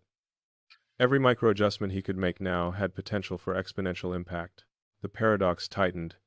Intervene further, or let the consequences unfold naturally. You've felt this once, haven't you? The narrator whispered. The shock when the storm you guided starts making choices you didn't anticipate, and morality becomes a tangible weight.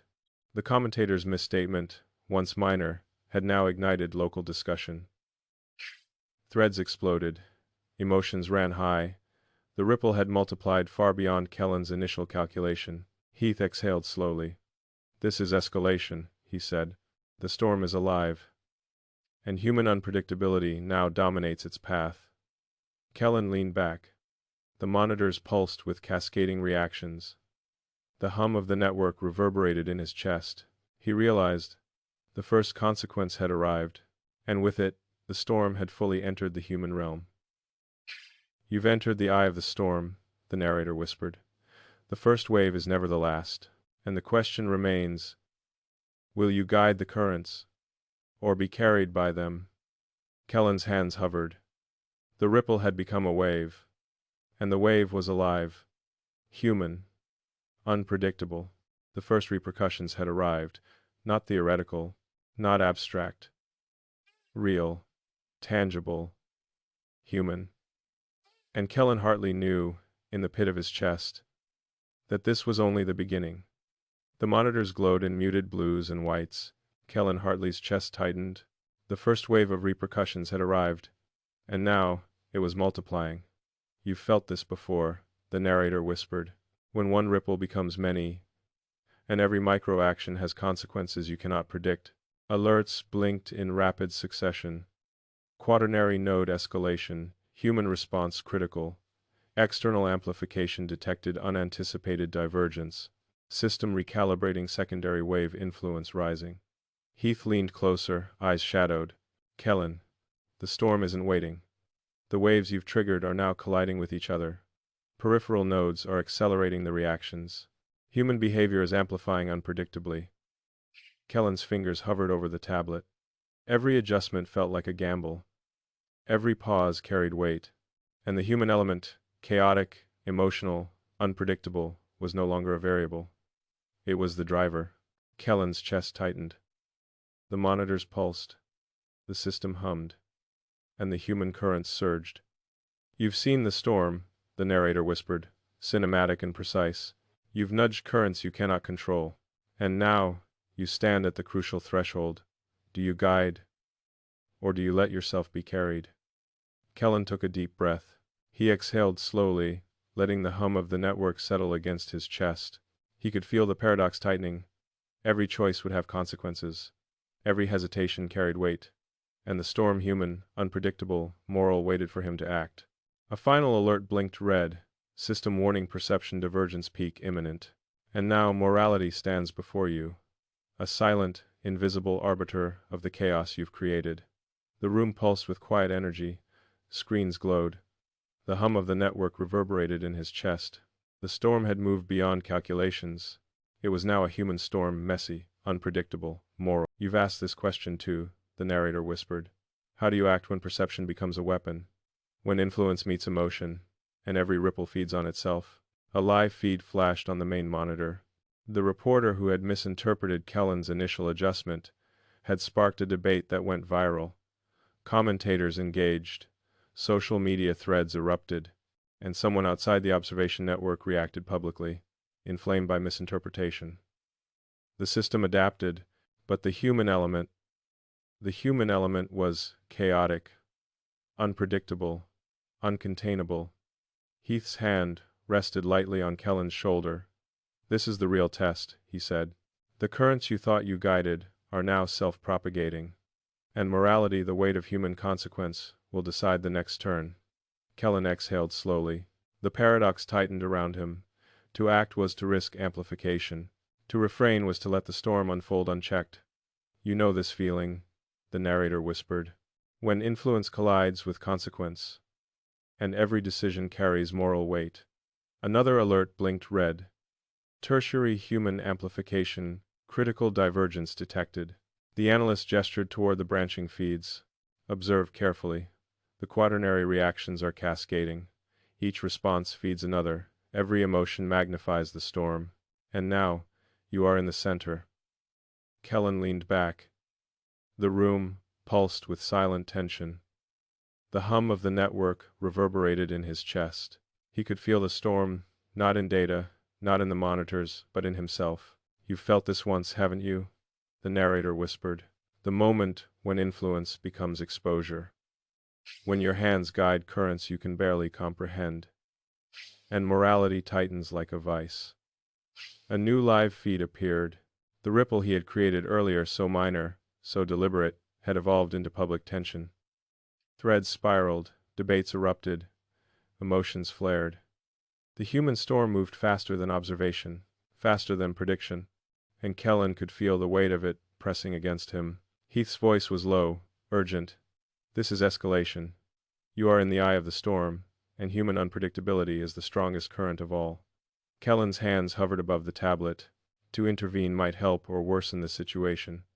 To remain passive could allow further chaos. The paradox was unbearable. Influence without mastery, responsibility without certainty. You can feel it now, the narrator whispered. The currents of perception, morality, and emotion intertwine. And the storm pulses around you, waiting to see what you do next. A flicker on the peripheral monitor caught Kellen's attention. The quaternary wave had created a tertiary human effect. Someone outside the observation network acted publicly, inflamed by the chain of reactions. Minor misinterpretation had become an emotional amplification. The storm was no longer digital. It was human. Heath's hand rested on his shoulder again. You are not just guiding the currents, he said. You are participating in them. And now, the storm will test your moral judgment, faster, harsher, unrelenting. Kellen's chest tightened. Every micro-action now had visible consequence. Every choice carried unknown weight. The cascading reactions, human, unpredictable, emotional, pushed against his control. You've entered the storm, the narrator whispered, and the currents are self-propagating. The first wave taught you, the second escalated, and now, the third tests everything: morality, perception, responsibility. Kellen's hands hovered, decision imminent. The monitors pulsed, the network hummed, the human currents surged onward. And Kellen Hartley realized, the storm no longer waited for him. It demanded response. And the question remained, would he guide it, or be swept away? The hum of the network was louder now. Monitors flickered. Every feed pulsed with energy. The storm Kellen Hartley had set in motion was no longer subtle. It was roaring, fractal, alive. You know this feeling, the narrator whispered. When influence collides with human unpredictability, and the storm pushes back with its own force. Alerts blinked furiously. Perception divergence, peak. Critical human response detected. External amplification escalating, cascading nodes unstable. System adaptive recalibration failed, human element dominant. Heath's eyes darkened in the monitor light. Kellen, this is the breaking point. The currents are no longer waiting for guidance. They move themselves. And human unpredictability dominates the flow. Kellen's hands trembled over the tablet. Every adjustment, every micro-action now risked exponential consequences. The storm was alive, human, emotional, chaotic. And the paradox tightened. Act and risk escalation. Refrain and let chaos reign. A live feed flared on the main monitor. The reporter's misstatement, amplified by influencers and social threads, now collided with local news coverage. The human element responded emotionally. Minor misinterpretation became vocal outrage. Tertiary and quaternary reactions cascaded in real time. You've asked this question too, the narrator murmured. How do you face a storm you created, when every ripple returns with amplified intensity? Heath's hand rested on Kellen's shoulder. This is escalation. You are no longer just an observer. You are the center of the currents. And morality, unpredictability, and perception will test you like never before. Kellen's chest tightened. He could see the branching threads. Exponential, fractal, unpredictable. Every human response was a new variable. Every emotional reaction another divergence. You can feel it now, the narrator whispered. The paradox. Influence without control. Responsibility without certainty. And the storm listens. An alert blinked red again. Tertiary human amplification. Perception divergence. Critical. The analyst gestured toward the cascading feeds. Observe carefully. Every reaction now feeds the next. The quaternary effects are escalating exponentially. And humans are unpredictable. Kellen leaned back. The room pulsed with tension. The hum of the network reverberated in his chest. The storm was inside him as much as it was on the monitors. You've felt this once, haven't you? The narrator whispered. The moment when your influence is no longer optional, when every action and every inaction carries moral weight, and human unpredictability dictates the currents. A new live feed appeared. To liver dod, y, and oxen send, when in doxes and doxes and doxes, when in doxes and doxes. The peripheral participant who had first misinterpreted his adjustment acted publicly again. The reaction spread, amplified by influencers, commentators, and threads he could barely track. The storm had become fully human, no longer contained by prediction, no longer guided by intention. Heath's voice was low, urgent. This is the breaking point. The network can no longer predict outcomes, and human emotion drives escalation faster than any algorithm. Kellen exhaled slowly, letting the tension settle slightly. The paradox pressed harder. Intervene, risk amplification. Do nothing, risk further chaos. You've entered the eye of the storm, the narrator whispered, and the currents are no longer simple. The first wave taught you. The second escalated. And now the third. This breaking point tests everything. Judgment, morality, responsibility. Kellen's fingers hovered over the tablet. The storm pulsed, human, alive, unstoppable. Every choice carried weight. Every hesitation had consequence. You know this feeling? The narrator murmured. The storm is not outside you, it is inside, and it watches. A flicker in a peripheral monitor drew his attention. Secondary, tertiary, quaternary nodes collided. Emotions ran high. Misinterpretations, reactions, and amplifications intertwined. The human currents were fractal, chaotic, alive. Heath's hand rested firmly on Kellen's shoulder. This is the test. The storm has grown beyond prediction, and morality, perception, and human unpredictability are the adversaries you must navigate. Kellen exhaled. The monitors pulsed. The network hummed. And he realized this breaking point was more than data, more than perception. It was human, alive, and impossible to ignore. You've entered the storm, the narrator whispered, and it bends around choice. It demands judgment, and it tests the very essence of responsibility. The storm pulsed, the currents surged, the first repercussions had arrived, the escalation had begun, and Kellen Hartley knew one undeniable truth. The breaking point is never a warning. It is the moment you discover whether you guide the wave or it guides you. The monitors flashed like wildfire. Kellen Hartley's chest tightened. Every feed pulsed with reaction, emotion, misinterpretation. The storm he had created had transcended control. Human unpredictability was now the dominant force. You know this feeling, the narrator whispered, when influence becomes exposure, and the currents you thought you guided ignite beyond your reach. Alerts blinked violently. Quaternary human amplification, critical divergence escalating. External nodes, uncontrolled perception wildfire detected. System adaptation, failing human element dominant. Heath's eyes were dark. Kellen, the storm isn't waiting for guidance anymore. It is self-propagating. It moves through emotion, through misinterpretation, and it is unstoppable. Kellen's fingers hovered over the tablet. Every micro-action was now a gamble. Every hesitation could intensify the chaos. The paradox gripped him. Act and risk disaster, or step back and watch the human wildfire spread. You've asked this question too, the narrator murmured. How do you respond when your influence collides with unpredictability, and morality becomes the unseen current guiding consequence? A live feed caught his attention. The reporter's misstatement, amplified by social media, commentators, and local news, had collided with real-world reactions. Someone completely outside the network reacted emotionally. Inflamed by perception, minor misinterpretation had become a public confrontation.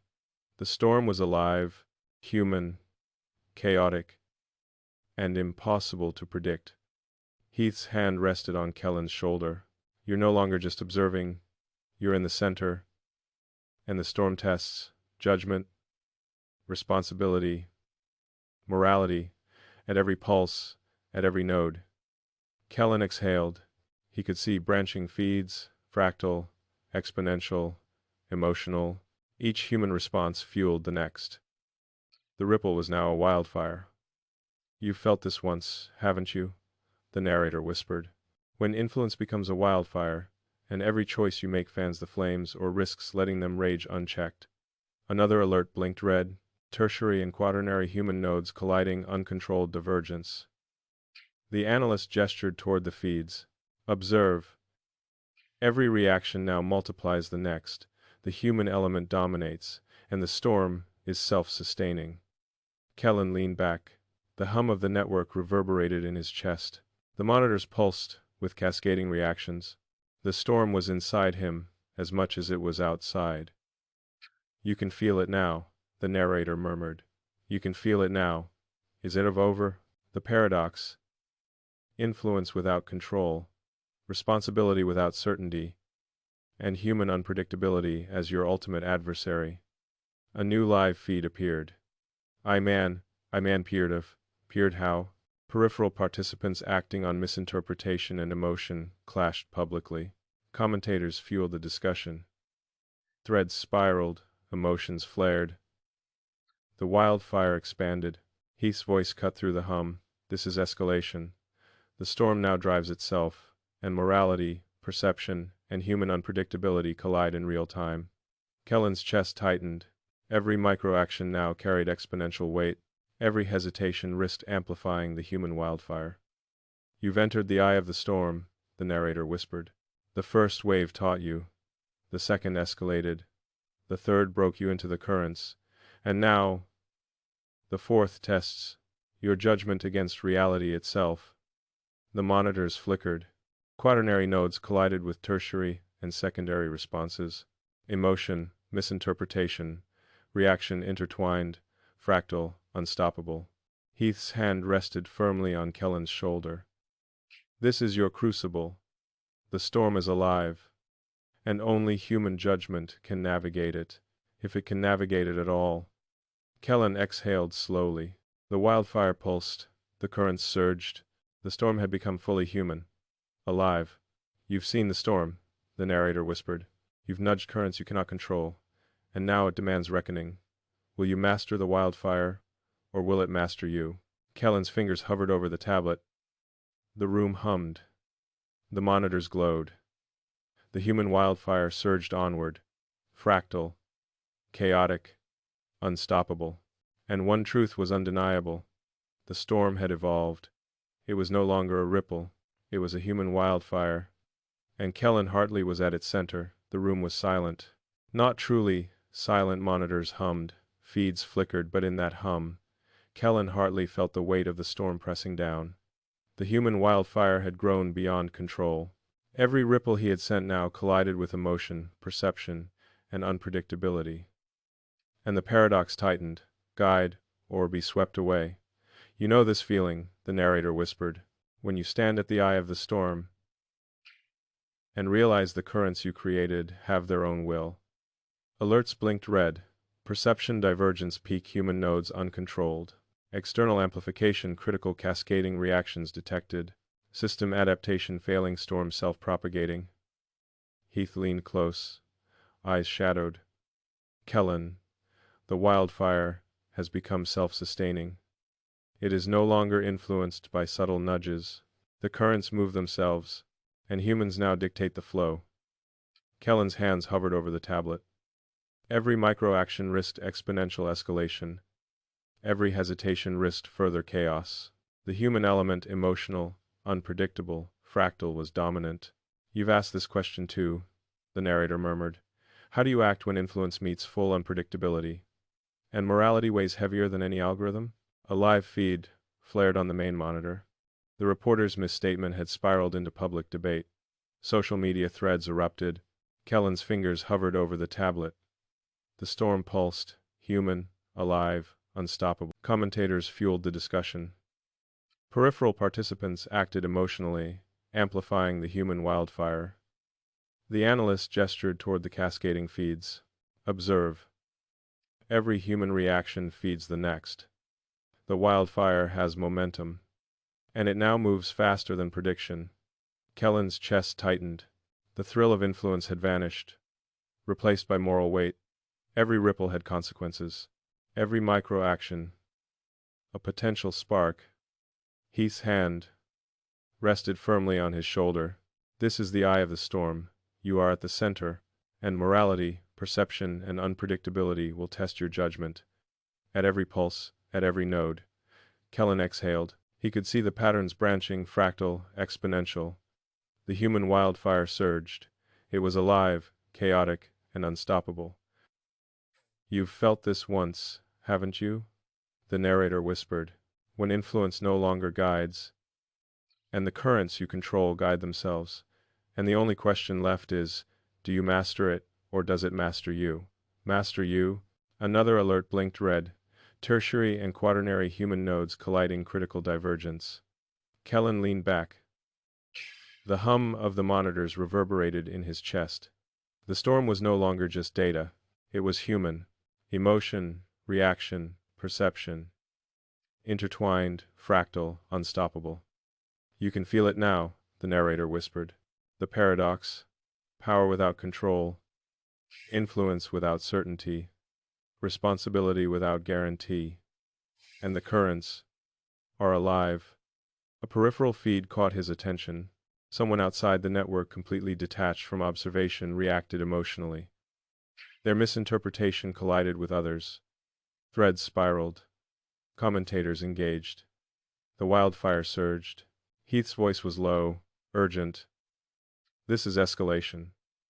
The storm now defines itself, and morality, perception, and human unpredictability are the forces you must navigate. Kellen's chest tightened. Every action carried weight. Every hesitation carried consequence. The paradox of the storm pressed on him. Act, or let the wildfire rage. You've entered the eye of the storm, the narrator whispered. The first wave taught you. The second escalated. The third tested your judgment. And now, the fourth is the ultimate test. Morality versus chaos. Perception versus truth. Human unpredictability versus responsibility. Kellen's fingers hovered over the tablet. The room pulsed. The monitors glowed. The human wildfire surged onward. Fractal, chaotic, unstoppable. You've seen the storm, the narrator intoned. You've nudged currents you cannot control. And now, it demands reckoning. Will you master the wildfire, or be consumed by it? Kellen exhaled. The first true understanding struck him. The storm was alive. It was human. It was morality, unpredictability, perception, and emotion. All intertwined. He made his choice. Not perfect, not guaranteed, but deliberate. And as he acted, the storm shifted, acknowledging, reacting, adapting. You've entered the currents, the narrator concluded. The storm bends around, choice. It listens, it tests you. And now, it begins to teach. The storm had not stopped. It pulsed, fractal and alive. Every feed flickered. Every human reaction amplified another. And Kellen Hartley realized something profound. The currents were not random. They had a logic, a rhythm, a system hidden beneath the chaos. You know this feeling, the narrator whispered, when you look at the storm and realize there's a pattern beneath the noise. Heath gestured toward the main monitor. Kellen, this is what most people miss. The system doesn't just record reactions, it calculates them. Every misinterpretation, every emotional spike, every amplified ripple. It feeds back into the network. It learns, and it adapts. Kellen leaned forward. His chest tightened. Every ripple he had created, every micro-action, every hesitation, had been observed, logged, and used to shape the next wave. You've asked this question too, the narrator whispered. How does power meet intelligence, when the intelligence is human emotion itself? A live feed highlighted a peripheral participant, a minor player, seemingly irrelevant. Yet their reaction triggered a cascade. The system had anticipated none of this, until the human element responded. The adaptation was subtle, invisible, but precise. You've felt this once, haven't you? The narrator murmured. When a system seems chaotic, but is quietly calculating, and every ripple you thought was free is part of its logic. The analyst's voice cut in. calm but precise. The system isn't just a network, it's an observer. It's a mirror of human perception and emotion. It doesn't dictate behavior, but it amplifies patterns. And the human element, your micro-decisions, reactions, hesitations, becomes part of the system itself. Kellen's chest tightened. The storm was alive. But now he saw the architecture behind it. The hidden logic, the invisible hands, guiding, amplifying, recalculating. Heath's hand rested lightly on his shoulder. This is the reveal, Kellen. The storm isn't just human unpredictability. It's a feedback loop. Human emotion meets system logic. And together, they define reality as much as perception does. Kellen exhaled slowly. The paradox tightened. The storm was alive. Human, yet controlled in subtle, invisible ways.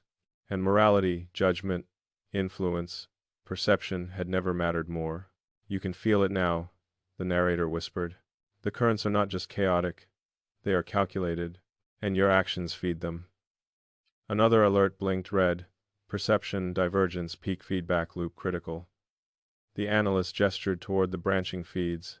Observe closely. The quaternary reactions are now self-sustaining, and every human response reinforces the logic.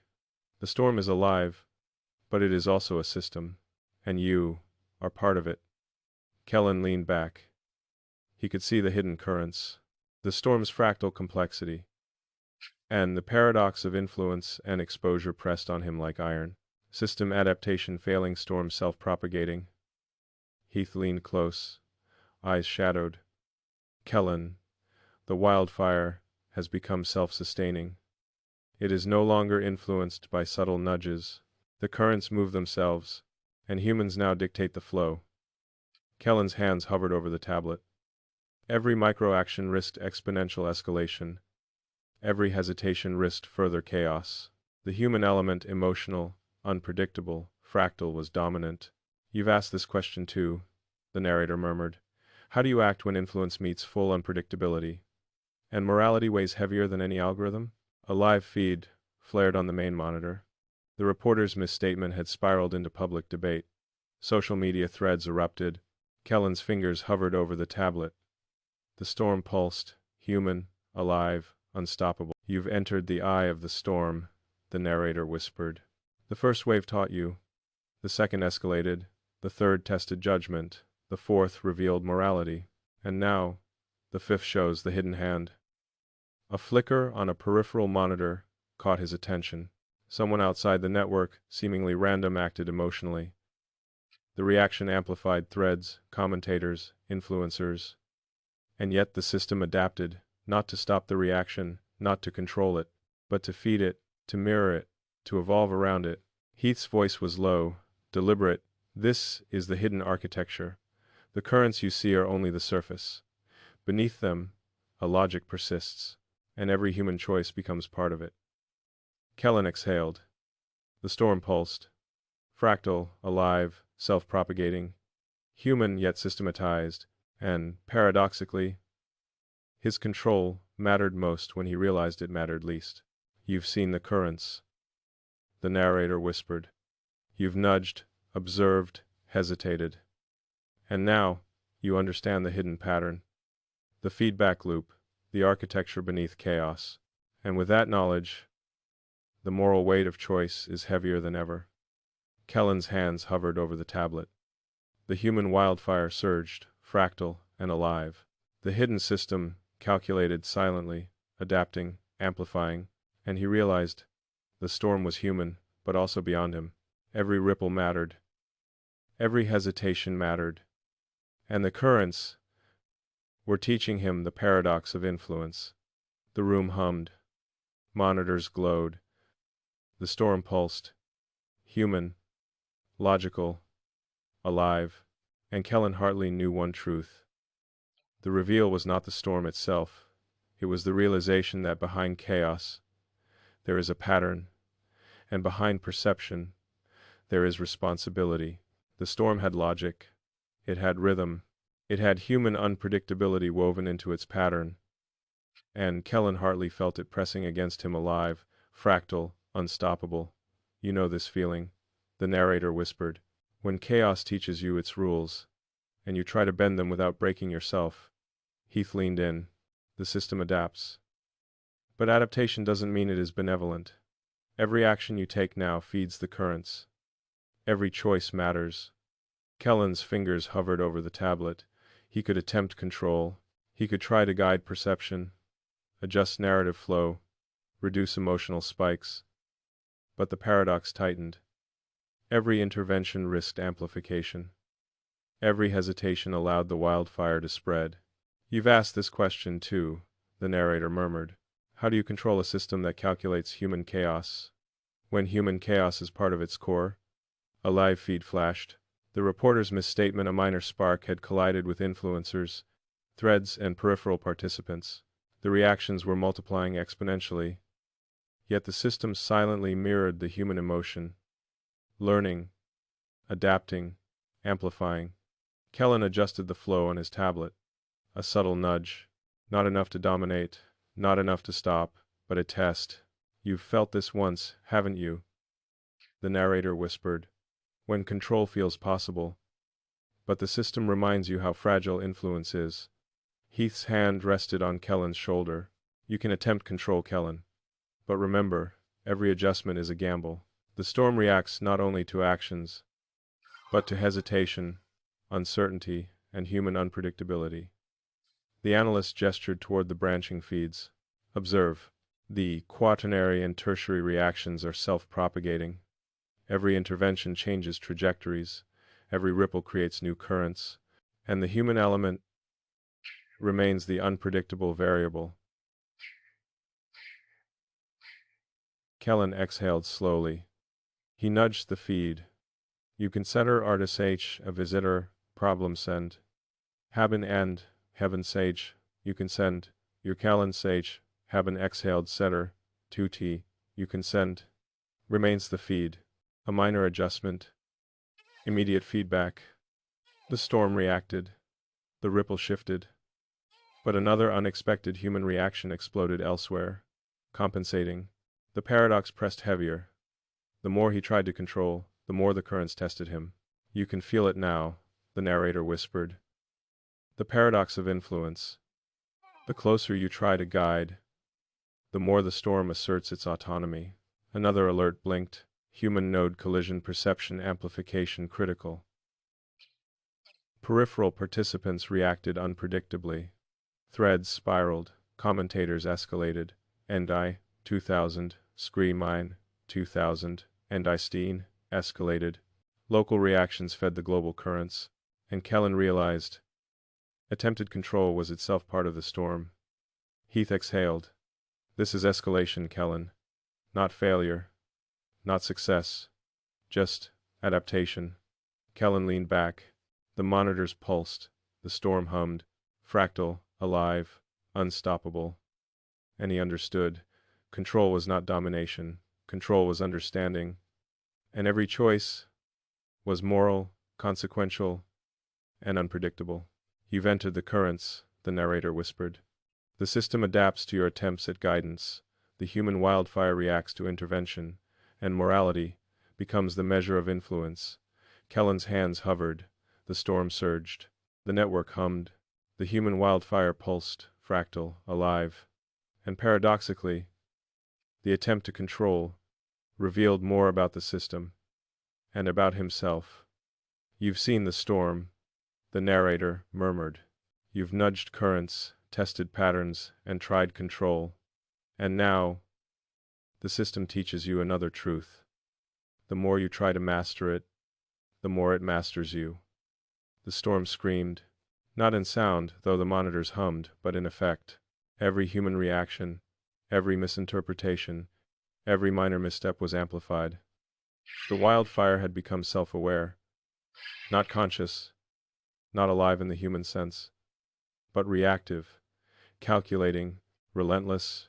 You know this feeling, the narrator whispered, when the currents you thought you guided become uncontrollable, and the storm pushes back harder than you imagined. Alerts blinked in rapid succession. Quaternary human node divergence, critical escalation. External amplification, uncontrolled momentum. exponential. System adaptation, conflicted human influence dominant. Heath leaned closer, eyes dark with concern. Kellen, this is the peak. The storm isn't waiting. It doesn't negotiate, it reacts. And humans are the amplifiers. We. And I win, nada. The reporter's misstatement had spiraled into public debate. Social media threads erupted. Kellen's fingers hovered over the tablet. The storm pulsed, human, alive, unstoppable. Kellen's hands hovered over the tablet. Every micro-action risked exponential amplification. Every hesitation risked letting the wildfire rage unchecked. And the paradox weighed on him: act and risk catastrophe, or remain passive and let chaos self-propagate. A live feed flared. Peripheral participants completely outside observation clashed publicly. The reporter's misstatement had collided with commentators, threads, influencers, and local events. The network mirrored the chaos, recalculating, amplifying, and feeding back. You've asked this question too, the narrator whispered. How do you navigate when influence meets peak unpredictability? And morality becomes a fractal variable in the storm. Heath's hand rested firmly on Kellen's shoulder. The currents you see are no longer linear. They collide, they intersect, they spiral, and human emotion drives escalation faster than any algorithm. The analyst gestured toward the monitors. Observe. The quaternary nodes are now colliding. Secondary and tertiary effects amplify exponentially. The storm is fractal, chaotic, unstoppable, and human judgment is the variable that can change or worsen the outcome. Kellen exhaled slowly. He nudged the feed. A subtle adjustment. Immediate feedback. AOAAM. AM. The storm reacted, but not in a single direction. The ripple branched, multiplied, and collided with other human responses. Every intervention produced paradoxical effects. You can feel it now, the narrator whispered. The paradox: the closer you try to master, the more the currents resist, the more they define themselves independently of your control. Another alert blinked red. Perception divergence, peak system human collision critical. Peripheral participants reacted unpredictably. Threads spiraled. Local events were amplified. Commentators fueled emotional spikes. And Kellen realized attempted control was itself part of the wildfire. Heath's voice was low, urgent. This is peak chaos. The storm defines itself now. Morality, perception, human unpredictability. They collide, and only judgment can navigate it. Kellen leaned back. The monitors pulsed, fractal, alive. The storm hummed in his chest. It was human. It was logical. It was emotional. It was unstoppable. It was unstoppable. We're then You've entered the eye of the storm, the narrator whispered. The first waves taught you. The second escalated. The third tested judgment. The fourth revealed morality. And now, peak chaos shows the limits of influence. A flicker on the peripheral monitor drew his attention. Someone outside the network reacted emotionally, triggering a chain reaction. The quaternary nodes collided with tertiary reactions. Human emotion, perception, and misinterpretation intertwined. The wildfire surged. Heath's hand rested on Kellen's shoulder. This is your crucible. The currents are self-propagating, and only your judgment and your understanding of morality can navigate the chaos without losing yourself. Kellen exhaled. The paradox pressed heavier. The more he acted, the more the storm evolved. The more he refrained, the more it surged. The human wildfire had become fractal, alive, and unstoppable. You've seen the storm, the narrator whispered. You've nudged currents, attempted control, and faced unpredictability. And now, peak chaos reveals the final lesson. The storm is human, and only understanding humanity, its unpredictability, morality, and perception can guide it. The storm paused. Not truly paused, nothing ever truly paused, but there was a subtle shift. The human wildfire hummed differently. It had reached the point of convergence. The currents collided, intertwined, and for a moment, a pattern emerged. You know this feeling, the narrator whispered, when chaos suddenly reveals its architecture. And you see the logic behind the madness. Heath gestured toward the monitors. Kellen, the storm is teaching you. The system does not just amplify human emotion. It reflects it. In the 17s from 70, when 7 is mentioned, massiso rather accent, when 70 were accent, and the fiver he's a 70, it mirrors perception, morality, and unpredictability. And every micro action you took, every hesitation, every nudge, became part of its logic. Kellen's chest tightened. The pattern was clear now. The peripheral participants, the viral misstatements, the cascading social threads. They were not random. They were nodes in a living, reactive system. A fractal mirror of humanity itself. You've asked this question too, the narrator whispered. How does influence meet truth? When truth is filtered through human perception. A live feed highlighted a minor participant once insignificant, now central. Their emotional reaction had propagated, collided, and created new nodes. The system had not predicted the exact move. Yet it adapted, reflected, and integrated the human choice seamlessly. You've felt this once, haven't you? The narrator murmured. When chaos aligns with logic, and the system shows you that human behavior is both unpredictable and patterned. The analyst spoke, calm but precise. This is the reveal. The storm is not just human unpredictability, it is a mirror of it. Every ripple feeds the system, and the system feeds the ripple. Morality, perception, emotional response, all converge into a network that evolves, adapts, and teaches. Kellen exhaled slowly. The paradox pressed heavier. The storm was human, alive, and chaotic. Yet it followed patterns. And those patterns reflected not just behavior but responsibility. Heath's hand rested on his shoulder. The reveal is not in stopping the storm. It's not in control. It's in understanding. The currents are alive, yes, but they obey the moral weight of action. Kellen leaned forward. The quaternary and tertiary nodes pulsed on the monitors. The human wildfire had become a fractal system, dynamic, reactive, and deeply reflective of choice. You can feel it now, the narrator whispered. The paradox. Influence shapes the currents, and the currents shape influence. Action and reaction are inseparable. Morality and perception are inseparable. Another alert blinked. Convergence detected, feedback loop stabilized. Peripheral participants reacted, US-10 US-intensifier. Yet each reaction now fed into a system that could integrate unpredictability. The human wildfire still raged, but it had a rhythm. It had a reflection. It had meaning. Heath's voice was low, deliberate. This is the reveal. You were never meant to control, you were meant to understand. The storm is human, yes, but it mirrors every choice you make. Every hesitation, every ethical decision. Kellen's chest tightened. He realized the truth.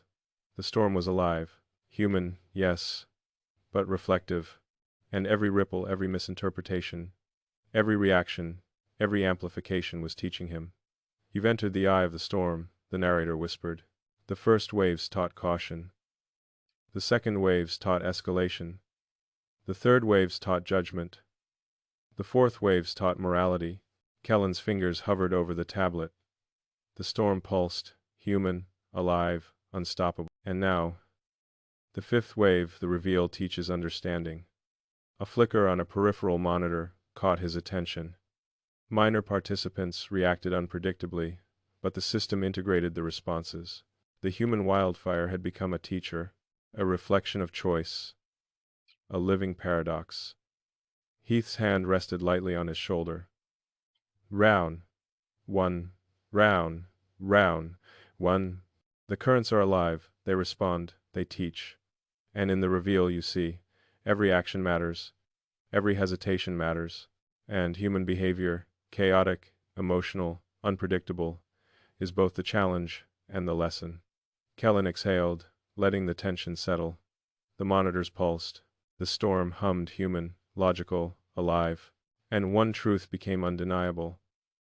The reveal was never about control. It was about understanding. The currents reflected responsibility. The system mirrored morality. And every human ripple mattered. You've seen the storm, the narrator whispered. You've nudged currents, tested patterns, and faced unpredictability. And now, the hidden hand is visible. The logic behind chaos is visible. The lesson is clear. Humanity is the storm, and understanding it is the only way to navigate it. The storm had settled. Not vanished, never vanished, but it no longer raged. The human wildfire hummed in gentle pulses. Fractal, alive, reflective. Kellen Hartley sat back, chest tight, heart racing. The currents had taught him more than control, more than prediction. They had taught understanding. You know this feeling, the narrator whispered, when the chaos fades, and you are left with the echoes of every choice you made. Heath leaned back, exhausted but calm. You did not stop it, Kellen. You did not dominate it. You learned from it. And the system, the storm, it reflected that understanding. Kellen exhaled slowly. The monitors pulsed quietly.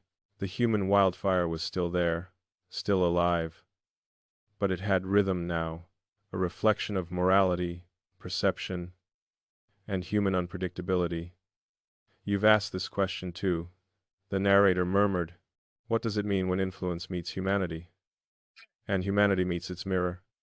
A live feed replayed minor participants, commentators, threads, human reactions intertwined with system logic. Every ripple had left a mark. Every micro-action, every hesitation, every ethical choice. They had all contributed to the final form of the storm. You've felt this once, haven't you? The narrator whispered. When you realize the storm isn't outside you, it is inside.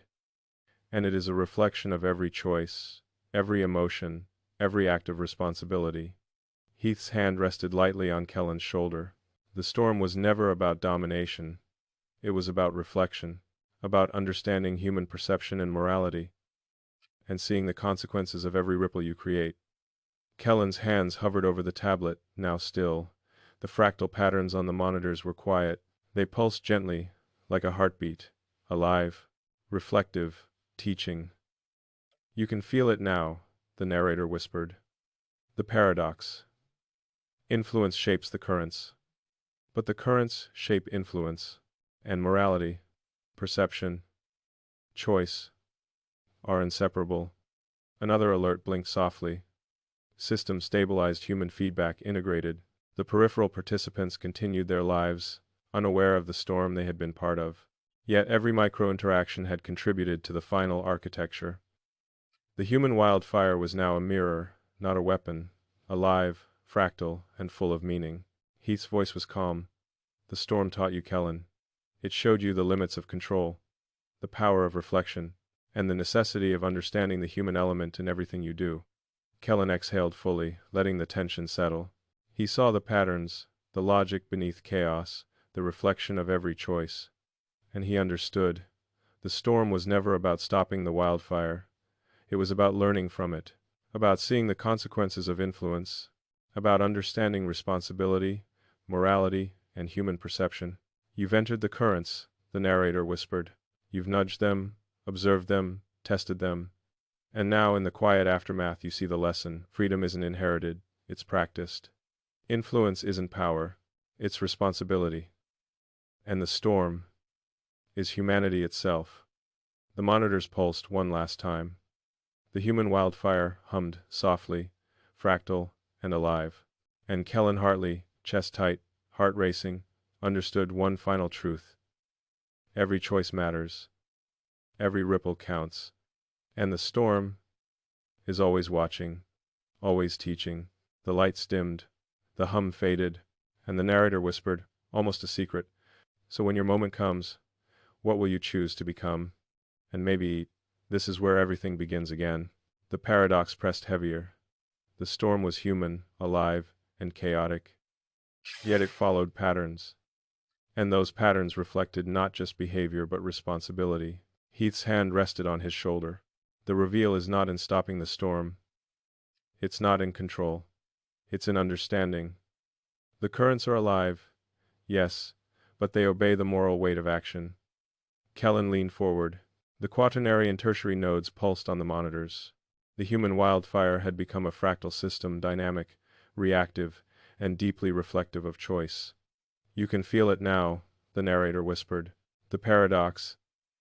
Influence shapes the currents, and the currents shape influence. Action and reaction are inseparable. Morality and perception are inseparable. Another alert blinked. Convergence detected, feedback loop stabilized.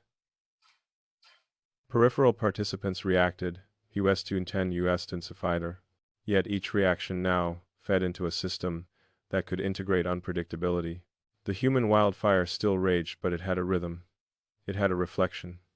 It had meaning. Heath's voice was low, deliberate. This is the reveal. You were never meant to control, you were meant to understand. The storm is human, yes, but it mirrors every choice you make. Every hesitation, every ethical decision. Kellen's chest tightened. He realized the truth. The storm was alive. Human, yes, but reflective. And every ripple, every misinterpretation, every reaction, every amplification was teaching him. You've entered the eye of the storm, the narrator whispered. The first waves taught caution. The second waves taught escalation. The third waves taught judgment. The fourth waves taught morality. Kellen's fingers hovered over the tablet. The storm pulsed, human, alive, unstoppable.